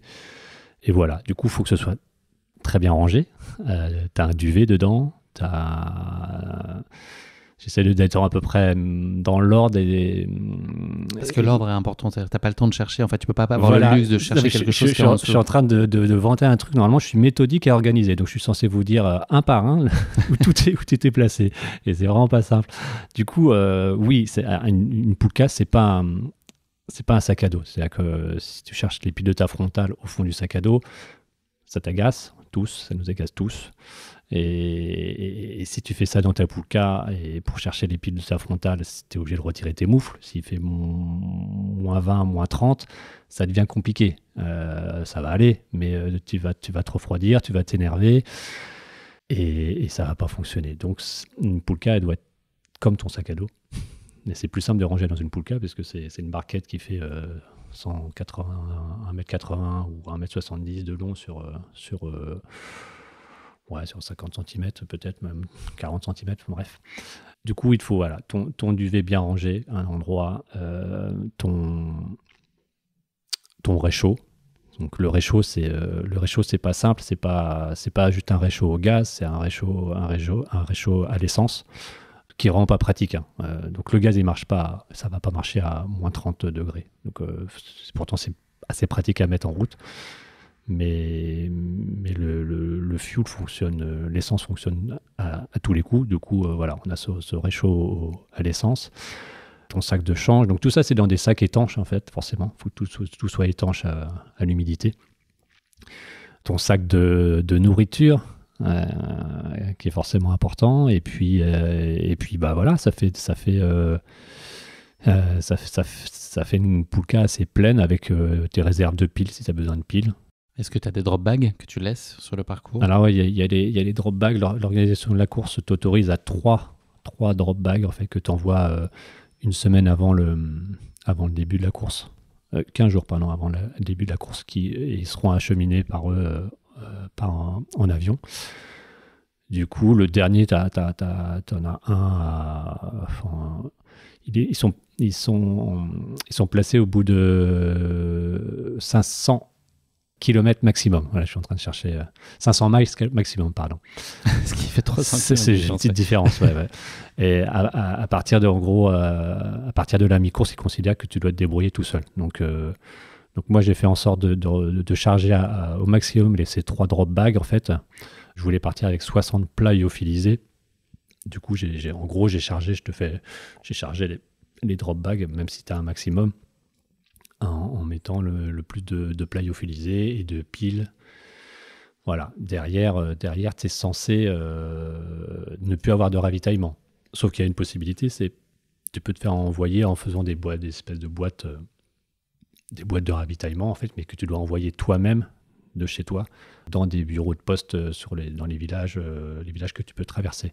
Sauf que ça, c'est un petit peu compliqué à organiser pour un Français, pour un Européen, parce qu'envoyer de la nourriture par une boîte postale aux États-Unis et en Alaska, c'est un peu la loterie. Donc l'idée, c'est plutôt d'arriver 15 jours avant, sauf que pour moi, c'était pas possible. Et puis organiser ça, envoyer des boîtes d'alimentation. Donc moi, ça, j'ai pas fait. J'ai pas fait ça. Et j'ai chargé en plat lyophilisé mes drop bags. Voilà. Et je savais qu'il y avait 1 ou 2 épiceries, mais c'était plus pour la barre de céréales, des choses comme ça. Et ça a fonctionné. Ça a fonctionné quand même. J'ai eu assez. J'ai eu un petit peu peur à un moment pour mes piles, en fait, parce que les piles, c'est pareil. Les piles, c'est compliqué parce que ça tient 3 fois moins de temps que ici, quoi. Le froid, ça bouffe tout. Du coup, pour les frontales, c'était principalement pour ma frontale. Donc la logistique pile, elle était quand même pas simple à organiser. Elle s'est bien organisée quand même. Donc je suis assez content. Les nuits? Alors les nuits... Les configs possibles, il y en a plusieurs, plus ou moins luxueuses. Ouais, c'est ça.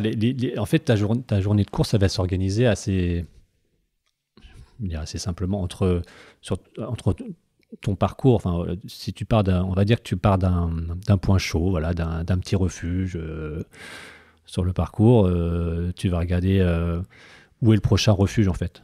Refuge, cabine, ce qu'on appelle cabine shelter, ou village où il va y avoir une école et un gymnase.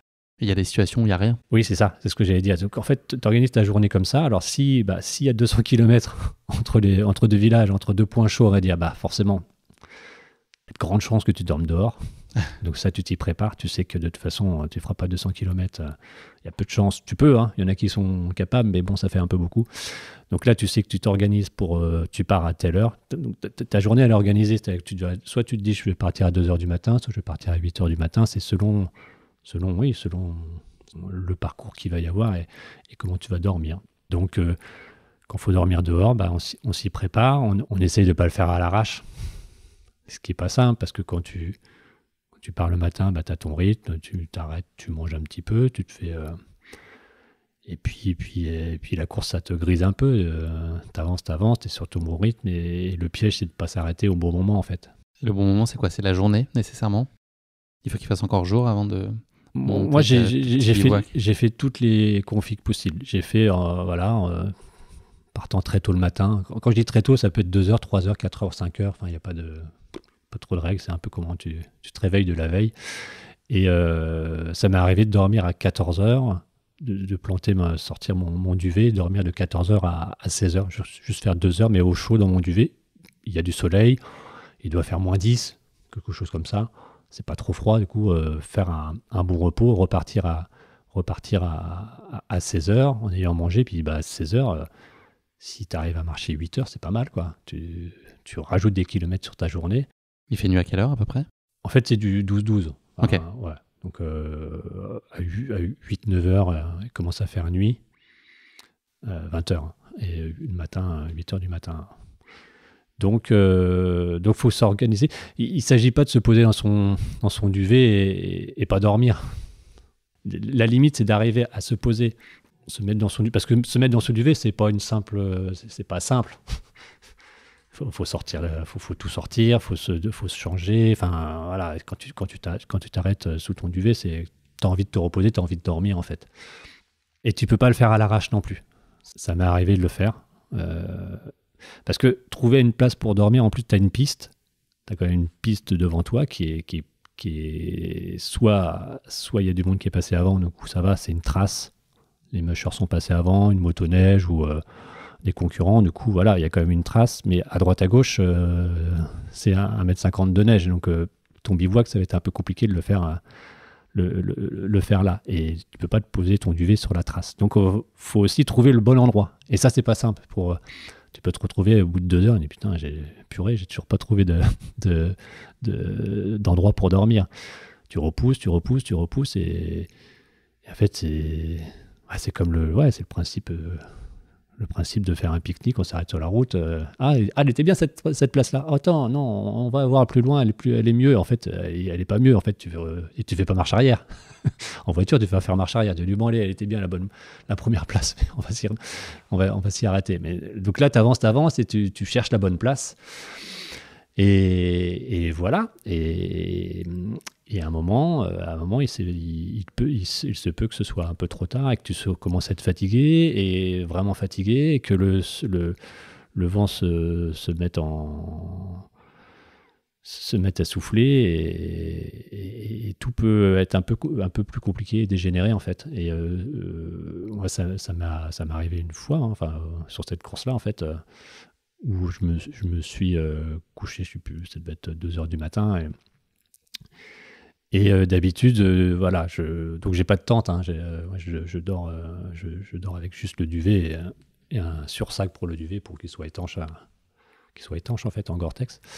Et l'idée, c'est pas de se mettre dans un duvet en étant trempé, forcément, sinon l'humidité va faire des ravages. Et là, il y a beaucoup de vent et du coup, faut se mettre dans son duvet en 30 secondes, c'est le mieux. Du coup, se mettre dans son duvet, c'est se mettre dans son duvet avec ses chaussures. Si tu les laisses pas dehors, tu n'enlèves pas tes chaussures et tu les laisses pas dehors parce que sinon, le matin, elles seront dures comme de la pierre et c'est pas très agréable. Voilà, je rentre avec mes chaussures dans le duvet, c'est toujours ce que je fais, et je mets tout dans des sacs étanches, en fait. Je me change dans mon duvet et j'ai assez de place. Chaussures dans un sac étanche, mon haut pour être tout dans les sacs étanches et refermé. Et normalement, je suis censé passer une magnifique nuit. Sauf que là, mon sac étanche, je sais pas, ça fonctionne pas. Il se retrouve ouvert, en fait. Et puis il y a du vent, donc normalement. Dans ton duvet, tu es censé être bien cloisonné.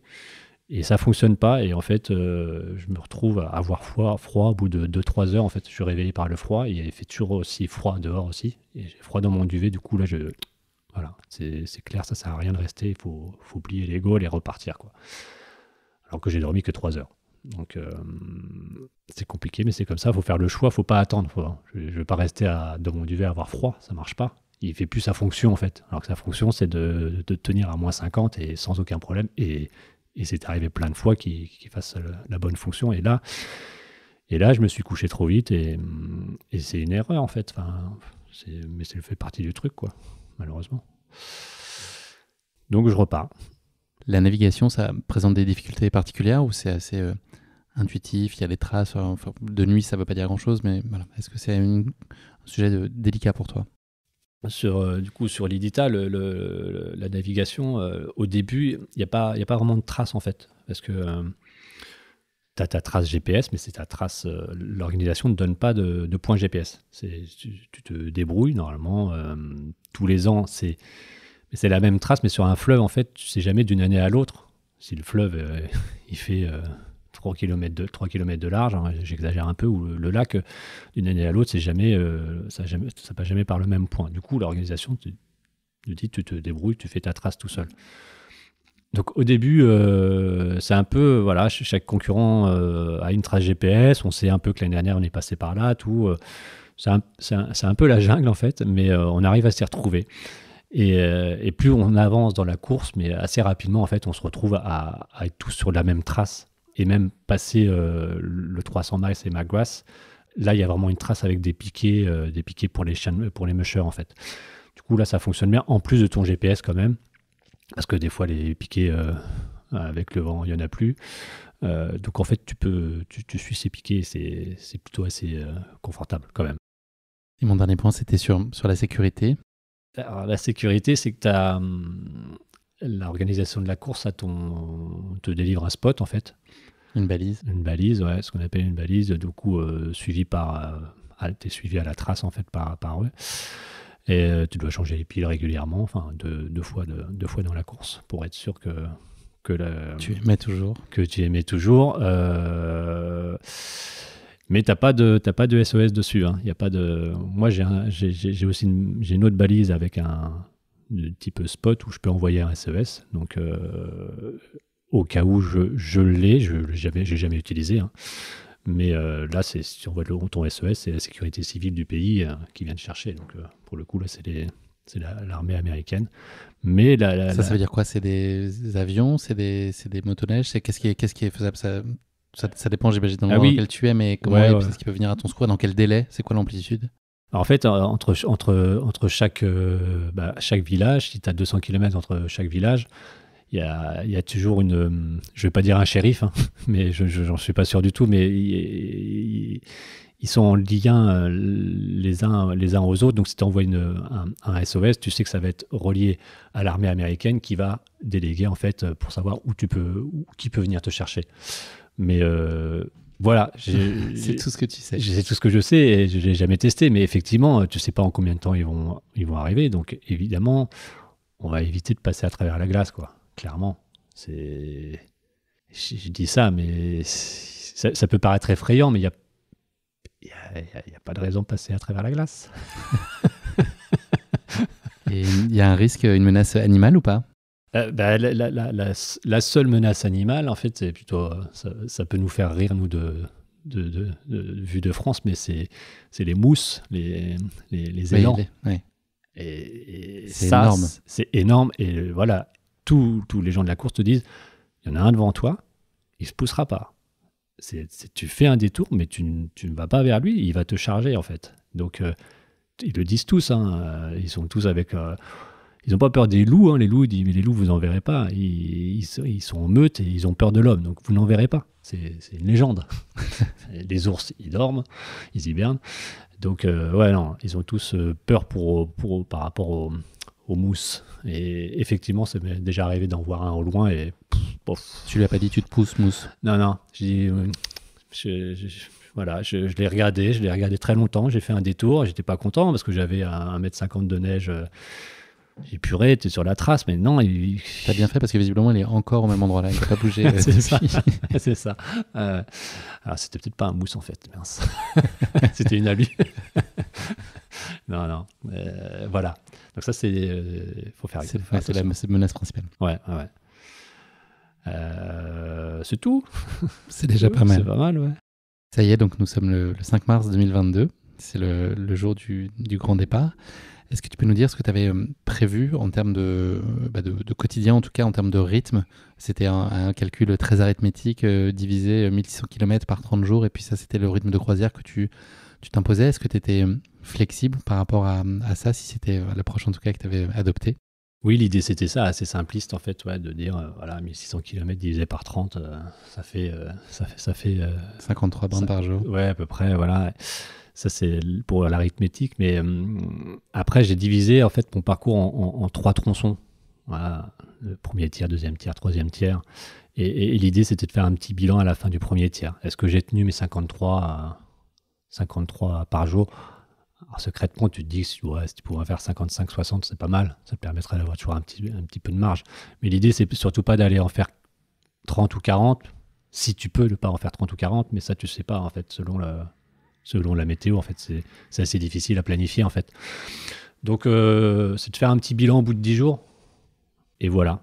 Donc, tu sais que tu as 53 km ou 60 km, pour faire simple, en 24 heures. Tu t'adaptes à ça et tu comptes. Mais en fait, c'est un calcul. T'arrêtes pas, en fait. Toute la journée, tu es toujours en train de faire tes moyennes horaires. Toujours. Tu es là. En plus, tu mélanges, tu fais tes moyennes kilomètres-heure ou miles par heure. En fait, tu es toujours en train de convertir. En fait, il y a 20 miles là. Ils ont marqué qu'il y avait entre 2 villages, il y a 20 miles. Alors, ça fait ça. Tu comptes. Tu fais que ça. Puis à un moment, tu te dis, putain, arrête de compter. Arrête de compter, marche. Ça occupe, ceci dit. Ça occupe, mais c'est même usant. Oui, ça peut être anxiogène. C'est super usant. À la fin, tu te dis, mais arrête, vas-y, de toute façon, tu marches. Donc, si tu marches, t'avances. Fais au mieux. Ouais, si t'avances, voilà, on verra. T'as le temps pour avancer, mais voilà. Il ne s'agit pas juste de se poser. Donc, en fait, tu fais tes petits bilans tous les jours et il n'y a pas que ça, en fait. Il n'y a pas juste... Il y a pas que avancer et bouffer du kilomètre. Quand j'ai divisé ça en 3 tronçons, premier tiers, deuxième tiers, c'est que premier tiers, c'est je fais un bilan. Je soigne tous les bobos, je me remets en état. Il n'est pas question de reprendre un deuxième tiers si j'ai pas un minimum en fait, c'est une mise à jour. Hein. C'est une mise à jour claire à la fin du premier tiers et du début du deuxième tiers. Si j'ai des poches comme ça au niveau sous les yeux, non, on va rester 1 heure, 2 heures, 3 heures, 4 heures de plus ou une nuit de plus. Mais c'est pas de se mettre en danger là-dessus parce que ça, je me dis que ça passera pas en fait. Du coup, tous les jours, c'est ce bilan-là qui va me faire qu'à la fin du premier tiers, voilà, on fait un gros bilan, mais tous les jours, il y a ce bilan de timing, de nourriture, de repos. Hein, quand je dis repos, c'est étirement, c'est gérer tout son physique, en fait, tout simplement. Et t'as un crédit. T'as un crédit au début de la course et il ne faut pas l'entamer ou l'entamer le plus tard possible. S'il faut l'entamer, allez, on l'entamera quand il restera quelques kilomètres. Pourquoi pas, s'il faut se la mettre, voilà. Mais ça ne sert à rien d'aller se cramer trop tôt. Sinon, je ne crois pas que ça marchera en fait. Voilà. Donc, tous les jours, je me fais mes étirements, étirements des méridiens, ce qu'on appelle les macos. C'est super important. C'est pas facile à faire dans la neige, mais je le fais. Je m'allonge dans la neige et je fais mes étirements. J'ai 6 postures et je dois me les faire au moins une fois par 24 heures. C'est une chose que je fais tous les jours depuis pas mal d'années et ça m'a fait disparaître pas mal de mots. Du coup, c'est important pour moi de les faire. Je sais pas si c'est... Je veux pas dire, je sais pas si ça marche ou ça marche pas. En fait, je sais que ça marche. Donc, c'est important pour moi de les faire et c'est cet ensemble-là qui fait que je surveille mon physique, je mange, mon rythme et c'est mon quotidien, tous les jours, tac, tac, tac, tac, tac. Après ces 490 km initiaux, il y a une première pause dans la course. Est-ce que c'est déstabilisant de renouer un peu contact avec l'humanité ou c'est simplement une grande réjouissance et c'est avant tout ça?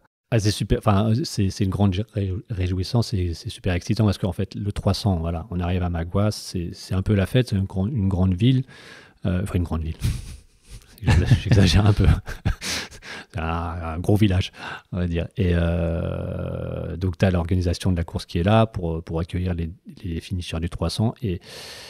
Il t'a fallu 8 jours, j'ai oublié de le préciser, pour arriver à cet endroit-là. Ouais, je m'étais dit que voilà, 8 jours, c'est la fin du premier tiers, et j'arrive en 8 jours et je me dis c'est bon, j'ai 24 heures pour me poser, et j'étais quand même fatigué, hein. Tu vois, j'avais des bonnes poches sous les yeux, puis c'était voilà, la fin du premier tiers, que c'est le maxi que j'avais jamais fait en fait. Donc, qu'est-ce que je fais derrière? Est-ce que je repars? Est-ce que je repars pas? Je sais que je repars, hein. Je me pose pas la question que si je repars pas, mais c'est dans quelles conditions je vais repartir. Est-ce que je vais être suffisamment reposé? Et du coup, voilà, on a une connexion. J'ai l'occasion d'appeler ma compagne, Fanny, et du coup, voilà, on cause un peu de tout ça. Elle me donne plein de petits points pour me soigner. Enfin, elle me confirme que c'est ce qu'il faut faire. Voilà, j'ai quand même le genou gonflé. Normal, j'ai envie de dire. C'est normal. Je le sais que ça allait arriver. Il n'y a pas de souci. Tu fais pas 10 jours sans bobo. Et c'est excitant d'être là au milieu de tous ces concurrents qui s'arrêtent, en fait. Il y en a plein qui s'arrêtent, puisqu'ils ont fini le 300. Je vois personne du 1000. Hein. Et les gars, les premiers sont déjà partis, les autres sont derrière, pas beaucoup derrière. Et tu vas être le seul à partir. Voilà. Donc, tu pars tout seul à 6-18 heures le soir en disant je vais faire une petite étape, et tu repars. C'est super excitant parce que là, pour le coup, c'est une nouvelle course, et c'est vraiment le début de l'aventure, en fait. C'est un truc que là, tu connais pas. Ce parcours-là, je le connais pas, puisque le premier 300, je l'avais déjà fait. Là, voilà, c'est tout ce que j'ai rêvé, imaginé depuis des années, de l'Edita, traverser l'Alaska, à quoi ça ressemble. Je voyais, voilà, t'as des images en tête, hein, comme tout le monde qui... Et voilà, on y va, là, on y va. Et on y va tout seul, clairement. On y va tout seul.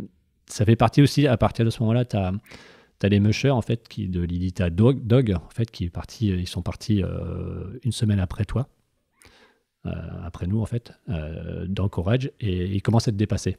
Donc, eux, ils font l'Edita en 15 jours, et c'est le moment où, voilà, donc toute la première étape, là, après Magras, là, où pour moi, c'est la découverte, ils me dépassent toutes les 2-3 heures, j'ai un musher qui passe. Un petit élan de vie, c'est sympa. Carrément, ouais, c'est un vrai contact. Ils ne s'arrêtent pas. Hein. Ils vont pas non plus à 50 km/h, mais c'est assez... Ça te reconnecte un peu ponctuellement ouais. C'est assez serein en plus. Moi, je connais pas le monde des mushers. Hein. J'en ai évidemment croisé plusieurs fois, évidemment, mais là, c'est tu vois, le premier qui te double. Donc les mushers, on l'a pas expliqué, mais c'est les attelages, en fait, de chiens de traîneau. Enfin, c'est les pilotes, les gens qui conduisent. Ouais. Donc c'est des équipages, voilà, là-bas c'est un peu l'équivalent du Tour de France. Chez nous, c'est attention, l'Edita Dog, c'est the course, voilà. Et ils te doublent, et c'est assez chouette en fait, c'est assez chouette. La solitude, elle est très présente. Est-ce qu'il y a de la place pour de la monotonie, ou en fait tu es tellement dans l'effort, dans le mouvement, ou dans tes calculs de convertir des miles en kilomètres que il n'y a pas vraiment de place pour ça, ou si ça l'est, c'est pas si gênant? Le truc, c'est que, faut pas. C'est long, 24 heures. Une journée, 24 heures. Puisque tu sais pas quand tu dors et quand tu dois dormir, quand tu dois marcher ou continuer. Enfin, c'est assez long, et il faut rester concentré sur tout ce que tu dois faire, sur le froid qui arrive, sur ta logistique, ta nourriture, ton sommeil. Donc, mais forcément, entre deux calculs de conversion de kilomètres et de miles, il faut que tu penses à autre chose pour avancer. Enfin, donc tu te perds dans certaines choses. Moi, j'ai refait le plan de ma maison pendant plusieurs jours, mais au détail près, à la vis près. J'étais là, faut que je fasse ça, là, faut que je fasse ça. J'étais dans mon truc pendant plusieurs jours. Je refaisais les plans, je cassais les murs, je faisais ça. Non, par contre, il faut pas. J'étais parti là-dedans, c'était mon truc. Après, ça a été autre chose. Je t'enverrai les plans de mon appartement pour la prochaine course. C'est ça. Tu peux y réfléchir. Il faut que je refasse une petite course, quoi. Mais oui, il faut s'occuper quand même. Mais moi, j'étais tellement heureux d'être là-bas, en fait, aussi. de découvrir tous les jours. Tu sais, entre deux villages, tu dis, bon, il y a ça. Et je voulais vraiment profiter de chaque instant, chaque journée, et je pensais à ma progression sur la carte, en fait. Tu penses que ça avance, voilà, tu montes, parce que voilà, tu montes au nord. Et c'est quand même, ouais, c'est clairement ton fil rouge, forcément. C'est ton but. Donc, mais je veux pas oublier, je veux pas oublier que c'est vraiment formidable d'être là.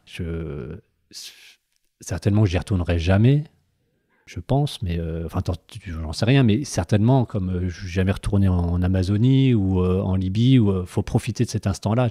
C'est tellement important de te dire, je suis là, personne t'a obligé à être là, donc profite.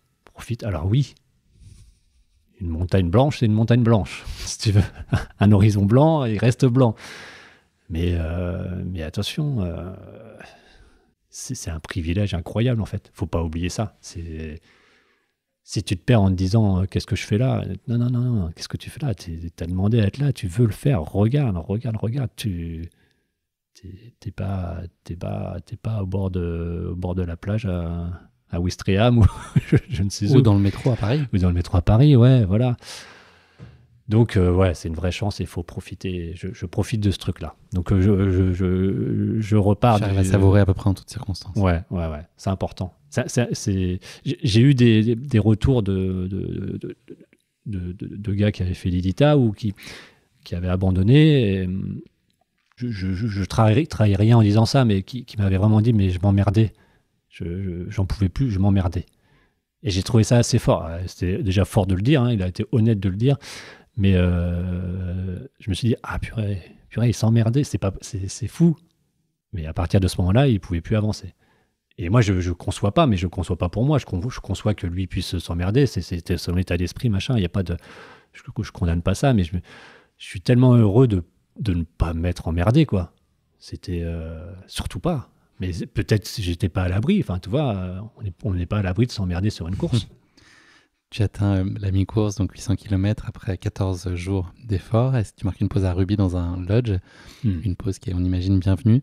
C'est quoi les choses dont tu as envie dans ces moments-là? Tes besoins, c'est quoi les choses vitales pour toi, essentielles dans ces temps de pause et de reconnexion à l'humain, à la chaleur, à tout ça? Qu'est-ce qui compte pour toi? C'est principalement se refaire une santé, en fait, hein, se soigner, parce que là, à Ruby, je sors en gros de la Pampa sur quelques centaines de kilomètres, je ne sais plus exactement, mais il y a pas mal de kilomètres tout seul. Et t'arrives à mi-course, donc c'est quand même énorme. Tu sais qu'il en reste autant, mais tu cherches vraiment à te soigner, à prendre des douches, à manger. Des besoins élémentaires. Ouais. Moi, j'avais une connexion. À ces endroits-là, tu avais des connexions, donc j'avais l'occasion d'appeler Fanny. Du coup, c'est important aussi plus important pour elle que pour moi. Mais c'est important qu'elle soit concernée quand même, parce que tu pars pas 30 jours et en gros pas de nouvelles, c'est pas simple. Pourquoi pas, hein. Mais là, tu as l'occasion de pouvoir échanger avec tes proches, c'est important. Et puis en fait, elle m'apporte quand même des conseils. C'est quand même des conseils sur le reste de la course. Tu arrives à regarder sur où sont les autres concurrents aussi. C'est l'occasion de regarder un petit peu, voir l'évolution des autres. Est-ce que tu es à la ramasse, en fait? Est-ce que tu n'avances pas ou pas? Puis en fait, tu t'aperçois que on est tous dans le même rythme, en fait. Qu'il y en a un devant toi, une journée devant toi, l'autre 2 jours, 3 jours, mais en fait, tu es sur le même rythme. Et en fait, ce que tu t'étais dit sur le début de la course en partant doucement, en fait, tes écarts, ils sont creusés, puis en fait, tu avances. Donc, tu n'es pas du tout... pourtant, je suis à mi-course, je suis à 14-15 jours. Du coup, tu pourrais être un peu effrayé en disant, il en reste, je suis limite. Est-ce que je suis pas limite, toi 15 jours pour faire mi-course, il m'en reste 15. Mais en fait, tu t'aperçois que tout le monde est un peu au même rythme, donc ça te rassure. Et puis, tu soignes tous tes bobos, en fait. Toujours pour préserver ton capital. Certainement qu'il a été un peu entamé, mais tu veux juste le préserver au maximum, quoi. Tu dois repartir à nouveau Cette fois, c'est un tronçon qui va te donner la possibilité de longer le Yukon, le fleuve, pendant 220 km. Ça a été un moment plaisant pour toi? Oui, c'était un moment plaisant et j'avais quand même des doutes parce que le Yukon, du coup, là, tu arrives depuis le début, tu es un peu dans la montagne, voilà, c'est vallonné et c'est que le Yukon, ça va être plat. Donc, ça va être plat, ça veut dire quoi? Ça veut dire un peu de vent, pas de vent, vent de face, vent de côté, vent de. Du coup, tu sais pas trop ce qui va se passer et tu sais qu'il y a quand même quelques kilomètres, quelques centaines de kilomètres à faire. Donc, tu sais pas trop. Et en fait, ça se passe plutôt bien. Voilà, j'ai fini, je suis à mi-course et en fait, j'enchaîne le Yukon dans un très bon rythme en fait. Ça va vous faire sourire, mais une moyenne de 6 km/h, 6,5, ce qui est quand même pas mal, et pendant des heures, des heures et des heures. Et donc, j'enchaîne vraiment. C'est assez rassurant de te dire à mi-course ce que tu es capable de faire. Donc, ça me rassure vraiment. Donc, j'enchaîne tout ce Yukon en 2 jours. Alors, je pensais faire ça en 3 jours. Donc, ça te regonfle à bloc et tu sais qu'à la fin, tu sors du Yukon et qu'il y a encore une autre course qui continue, en fait, dans un autre paysage. Mais ça se passe plutôt bien. Donc, heureux de ça. Et tu sais que ça avance. Ça avance. On tient le bon bout, quoi, quand même. Voilà. Plus que 600 km. Ouais. Mais oui. Et si tu regardes derrière, et puis tu regardes la carte, et la carte, oui, forcément, tu montes de plus en plus sur la carte. Ouais, ça progresse. Est-ce que tu peux nous parler des centaines de kilomètres qu'on suivit, et notamment un passage dans la mer de glace qui a été incroyable, étonnant, pas forcément assez accidenté, en tout cas un terrain pas forcément très très simple à manœuvrer. Est-ce que tu peux nous parler un peu des centaines de kilomètres qui ont suivi? Ouais, alors la traversée de la mer de glace, c'est sur une centaine de kilomètres en fait. Donc tu le vois sur la carte depuis des années. Je le vois que là, il y a la mer de glace. Voilà, c'est la mer de Bering, l'océan Pacifique. C'est un peu le mélange des deux. Et tu vois bien que c'est sur la mer. Tu te dis à quoi ça va ressembler. Ça va être gelé. Et oui, évidemment, c'est gelé. Il n'y a pas de problème. C'est dur et tout. Et j'ai regardé un petit peu un endroit où j'avais une connexion. Là. J'ai regardé un peu ce qu'avaient fait les concurrents d'avant et je vois qu'il y en a un que je connais, qui le faisait en ski, qui est plutôt assez bon, un Danois qui connaît bien le froid, il n'y a pas de souci. Et j'ai vu qu'il s'était perdu en fait entre 2 points et ça a paru bizarre. Je vois bien sur sa trace en fait qu'il se perd dans tous les sens. Et qu'après, il continue et il s'arrête au milieu de la mer de glace. En fait, il y a un petit îlet en fait, avec une petite cabane qui est assez rassurante. C'est assez rassurant de savoir qu'il y a cette petite cabane, en fait. Et je vois qu'il reste longtemps. Et du coup, dans ma tête, je me dis, c'est bizarre qu'il reste longtemps, en fait. Donc, voilà. Et j'apprendrai après, en fait, que en fait, il a abandonné. Il s'était gelé 2 doigts, en fait, parce qu'il s'était perdu de nuit en ne retrouvant pas la trace. Et je pense qu'il a paniqué, en fait, parce que la trace était assez simple à trouver. Mais bon, c'était la nuit et tout. Du coup, je me dis, quand je vois qu'il abandonne ici, je dis, bon, c'est pas normal. Enfin, c'est un gars comme ça, il est bien parti, il reste, voilà, soit méfiant, rigoureux, prudent. Donc voilà, j'attaque cette étape-là. Je voulais la faire en deux étapes, en fait. Je pars un matin à 2h du matin. Et puis j'avance. Le vent se lève, mais un petit vent de rien du tout. Peut-être à, 20-30 km/h, rien, mais de face. Bref, de face ou juste de côté, de 3/4, mais toujours là. Toujours là.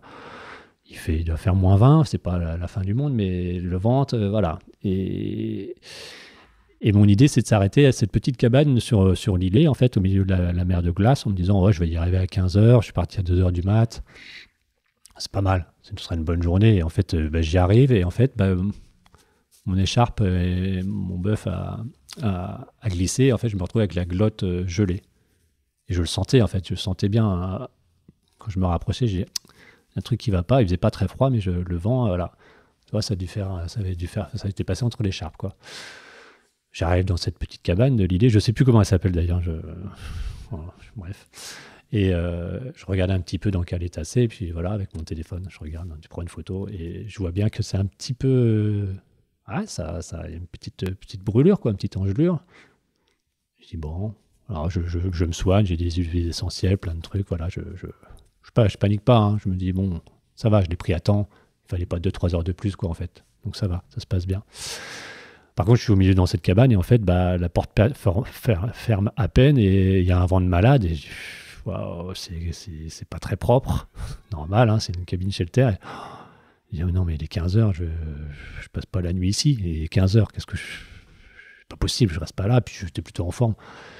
Du coup, je décide de continuer en me disant, il me reste 70 km et je continue jusqu'au prochain village, qui est un village. Et je sais que c'est une école, un gymnase et t'es au sec. Du coup, je repars à 15 heures après avoir mangé tout ce qu'il faut. Et en fait, c'était interminable. En fait, c'était un vent de face, toujours de face, jusqu'à 3 heures du mat, jusqu'à 4 heures du mat. 15 heures à 4 heures du mat, tu as un vent de face, toujours, qui s'arrête jamais, en fait. Et ça a été interminable.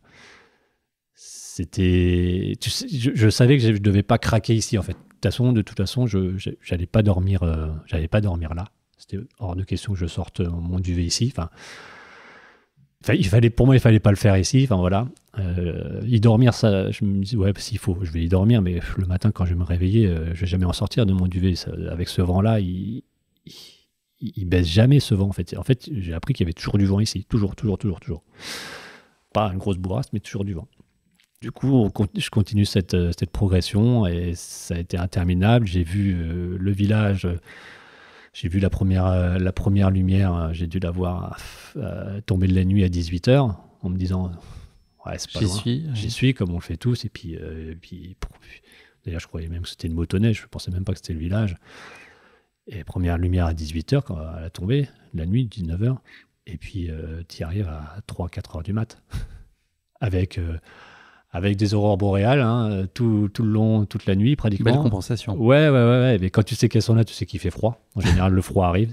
Les aurores arrivent, le froid arrive avec.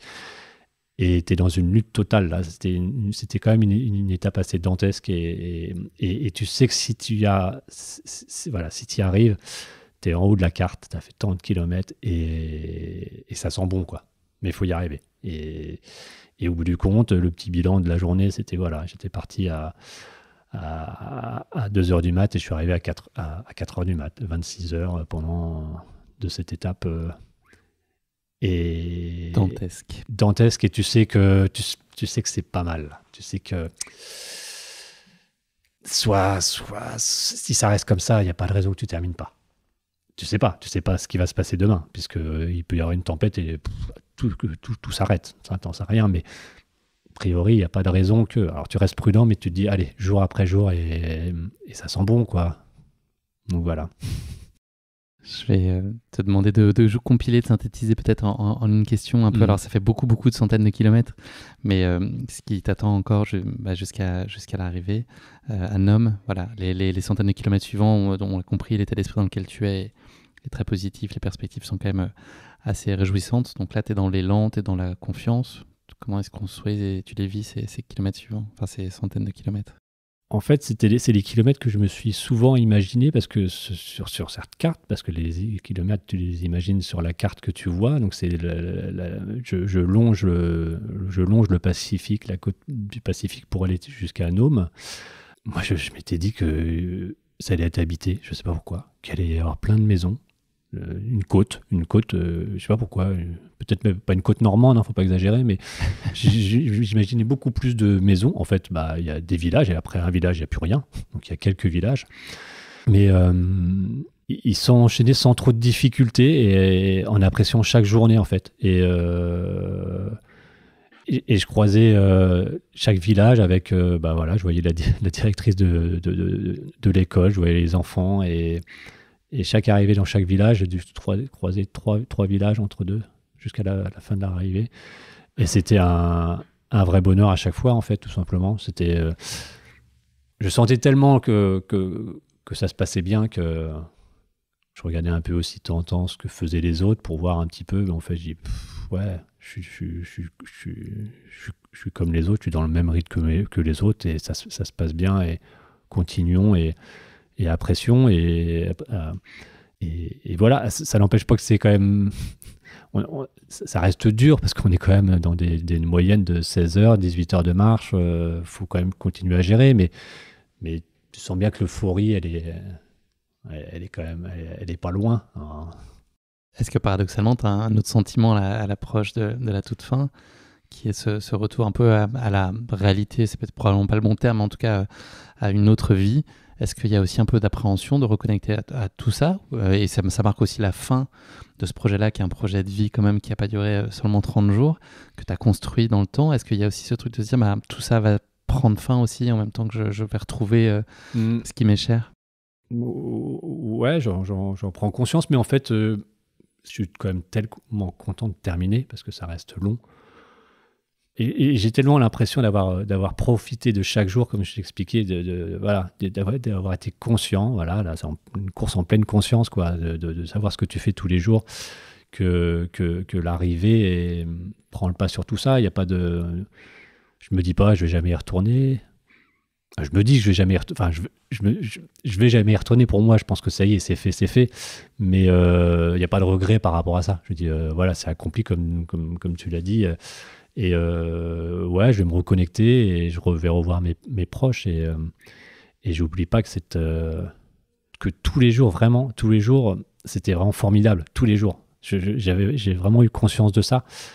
Et j'ai tellement... Enfin, c'est difficile à expliquer, mais ouais, je la referai. Je pourrais jamais la refaire de la même façon, forcément. C'est cette première fois-là. La deuxième, ce sera jamais pareil. Peut-être demain, j'irai la refaire, mais ça peut pas être pareil. Donc, il fallait l'apprécier. Je l'ai apprécié et j'en suis vraiment heureux. Tu as bouclé donc cette Idita 1000 en 27 jours, 10 heures et 46 minutes, large quand même sur la barrière horaire quand même. Ouais. Tu as été le premier Français pour l'occasion à finir cette course. C'est quoi, Eric, tu penses les clés de ta réussite? Qu'est-ce qui a fait que ça a passé pour toi? Moi, je pense que c'est un mélange de tout, du physique, de l'expérience, mais... J'ai aussi l'impression que tu as gardé la tête froide dans plein de situations. J'ai l'impression que tu ne l'as jamais gagné par je me suis toujours donné un peu un triptyque de patience, prudence et intelligence. Tu sais, cette espèce de petit truc-là. Sois patient, fais pas n'importe quoi, va pas plus vite que la musique. Sois prudent parce que oui, sois prudent, mais sois prudent de ton physique. Te mets pas dans le rouge parce que ça se tirera dans le mur, comme tout ce que j'expliquais avant. Puis intelligent, enfin... toute proportion gardée, c'est l'intelligence de course, c'est de s'adapter à chaque situation. Moi, je pense que c'est la recette. C'est la recette pour y arriver. C'est ma recette. Je dis c'est la recette. Non, c'est la mienne. C'est très subjectif. Chacun a la sienne, mais je suis content de... Chacun voit Lydie à sa porte. Voilà, c'est ça. Improvisation, ça, par exemple. Tu vois, pas mal. Ouais. Mais ouais, je crois qu'il faut rester humble sous ces latitudes. Je veux dire, là, cette année, l'année dernière, je l'ai fini. 2020, je peux la refaire. Il peut y avoir une tempête dès le premier jour et arrêter dès le premier. Enfin, il y en a plein qui s'est arrivé. Donc peut-être il y a un petit coup de bol, j'en sais rien. Mais tu sais rien, tu peux rien planifier. Rien. Tu peux t'arrêter au bout de 10 jours, 20 jours, 30 jours. Il y a eu tellement plein de configurations comme ça que, en fait, ouais, c'est bien, tu l'as terminé, mais t'es rien par rapport à un gros temps qui va arriver. Et puis, voilà, ça s'arrête. C'est ça la course nature. La course nature, c'est que tu sais pas ce qui va se passer. C'est l'essence du truc. C'est ce que tu viens chercher aussi. Ah oui. Donc, ça bouscule ton quotidien. Et puis, rien n'est écrit, donc forcément, c'est chouette. C'est voilà. Et puis, je voudrais aussi dire que je vais pas dire que tout le monde peut le faire, mais si tu as vraiment envie de le faire, purée, il faut y aller. Faut pas y aller du jour au lendemain, mais j'ai mis presque 10 ans à y aller, en fait, au bout du compte. J'aurais pu faire plus long, plus court, c'est pas le problème, mais il y a vraiment rien d'impossible, en fait, à le faire, en fait. si tu es méthodique et organisé et consciencieux, enfin voilà, tout ce que un peu j'expliquais depuis le début, il n'y a pas de surhomme, il n'y a pas de course la plus dure du monde. Voilà.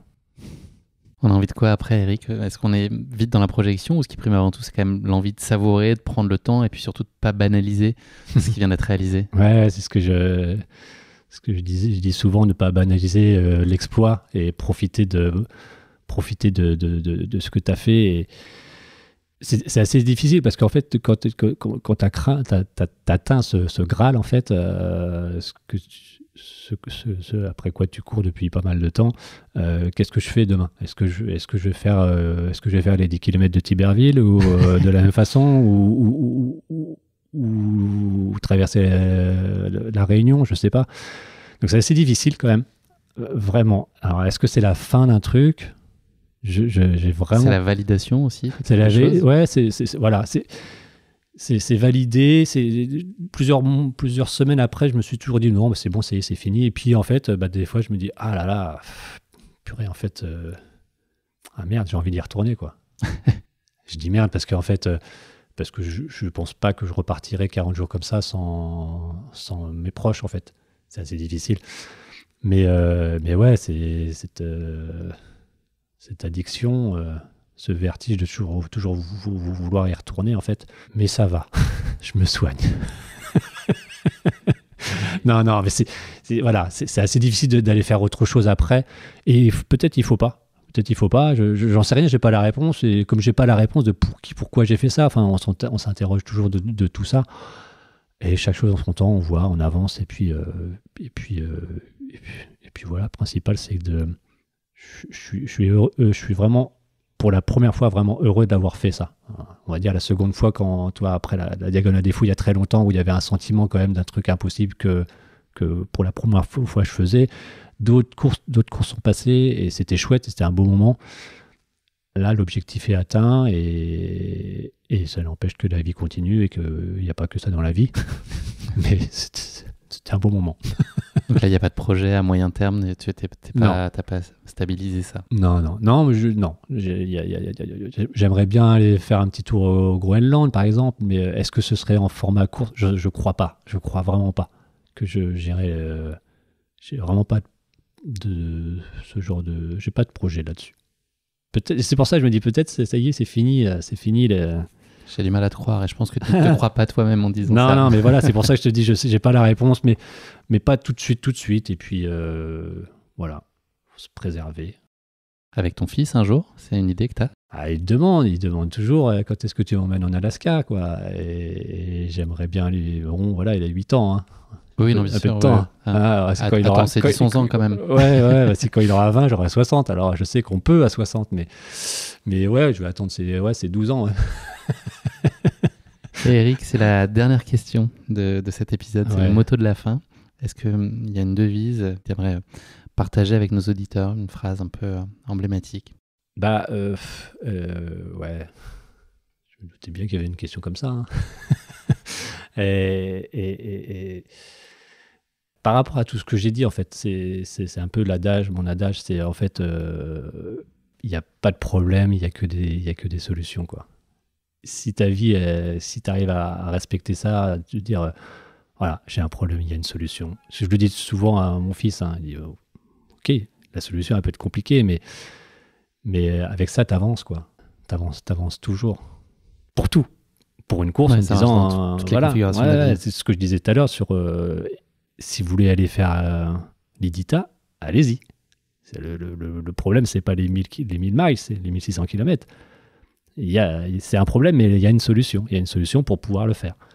Oui, il y a des contraintes de s'y préparer, mais voilà. Et c'est bon pour plein de choses. Donc voilà. Merci beaucoup Eric, c'est malheureusement déjà la fin de cet épisode. Merci d'avoir partagé avec nous cet incroyable défi au cœur de l'Alaska qui est l'IDITA. On a vécu pleinement cette aventure avec toi, mais sans avoir à tirer la poulka ni souffrir du froid, ce qui est quand même indiscutablement un sacré confort.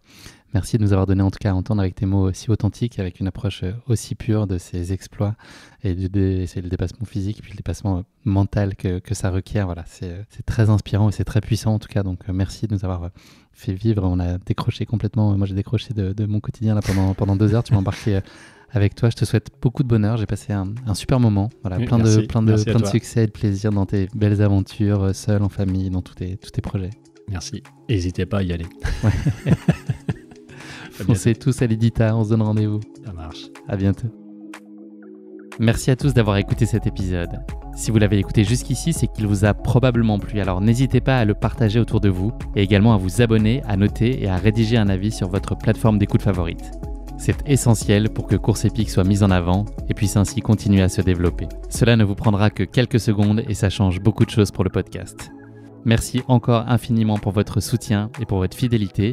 Et je vous dis à très bientôt pour une nouvelle course épique, évidemment.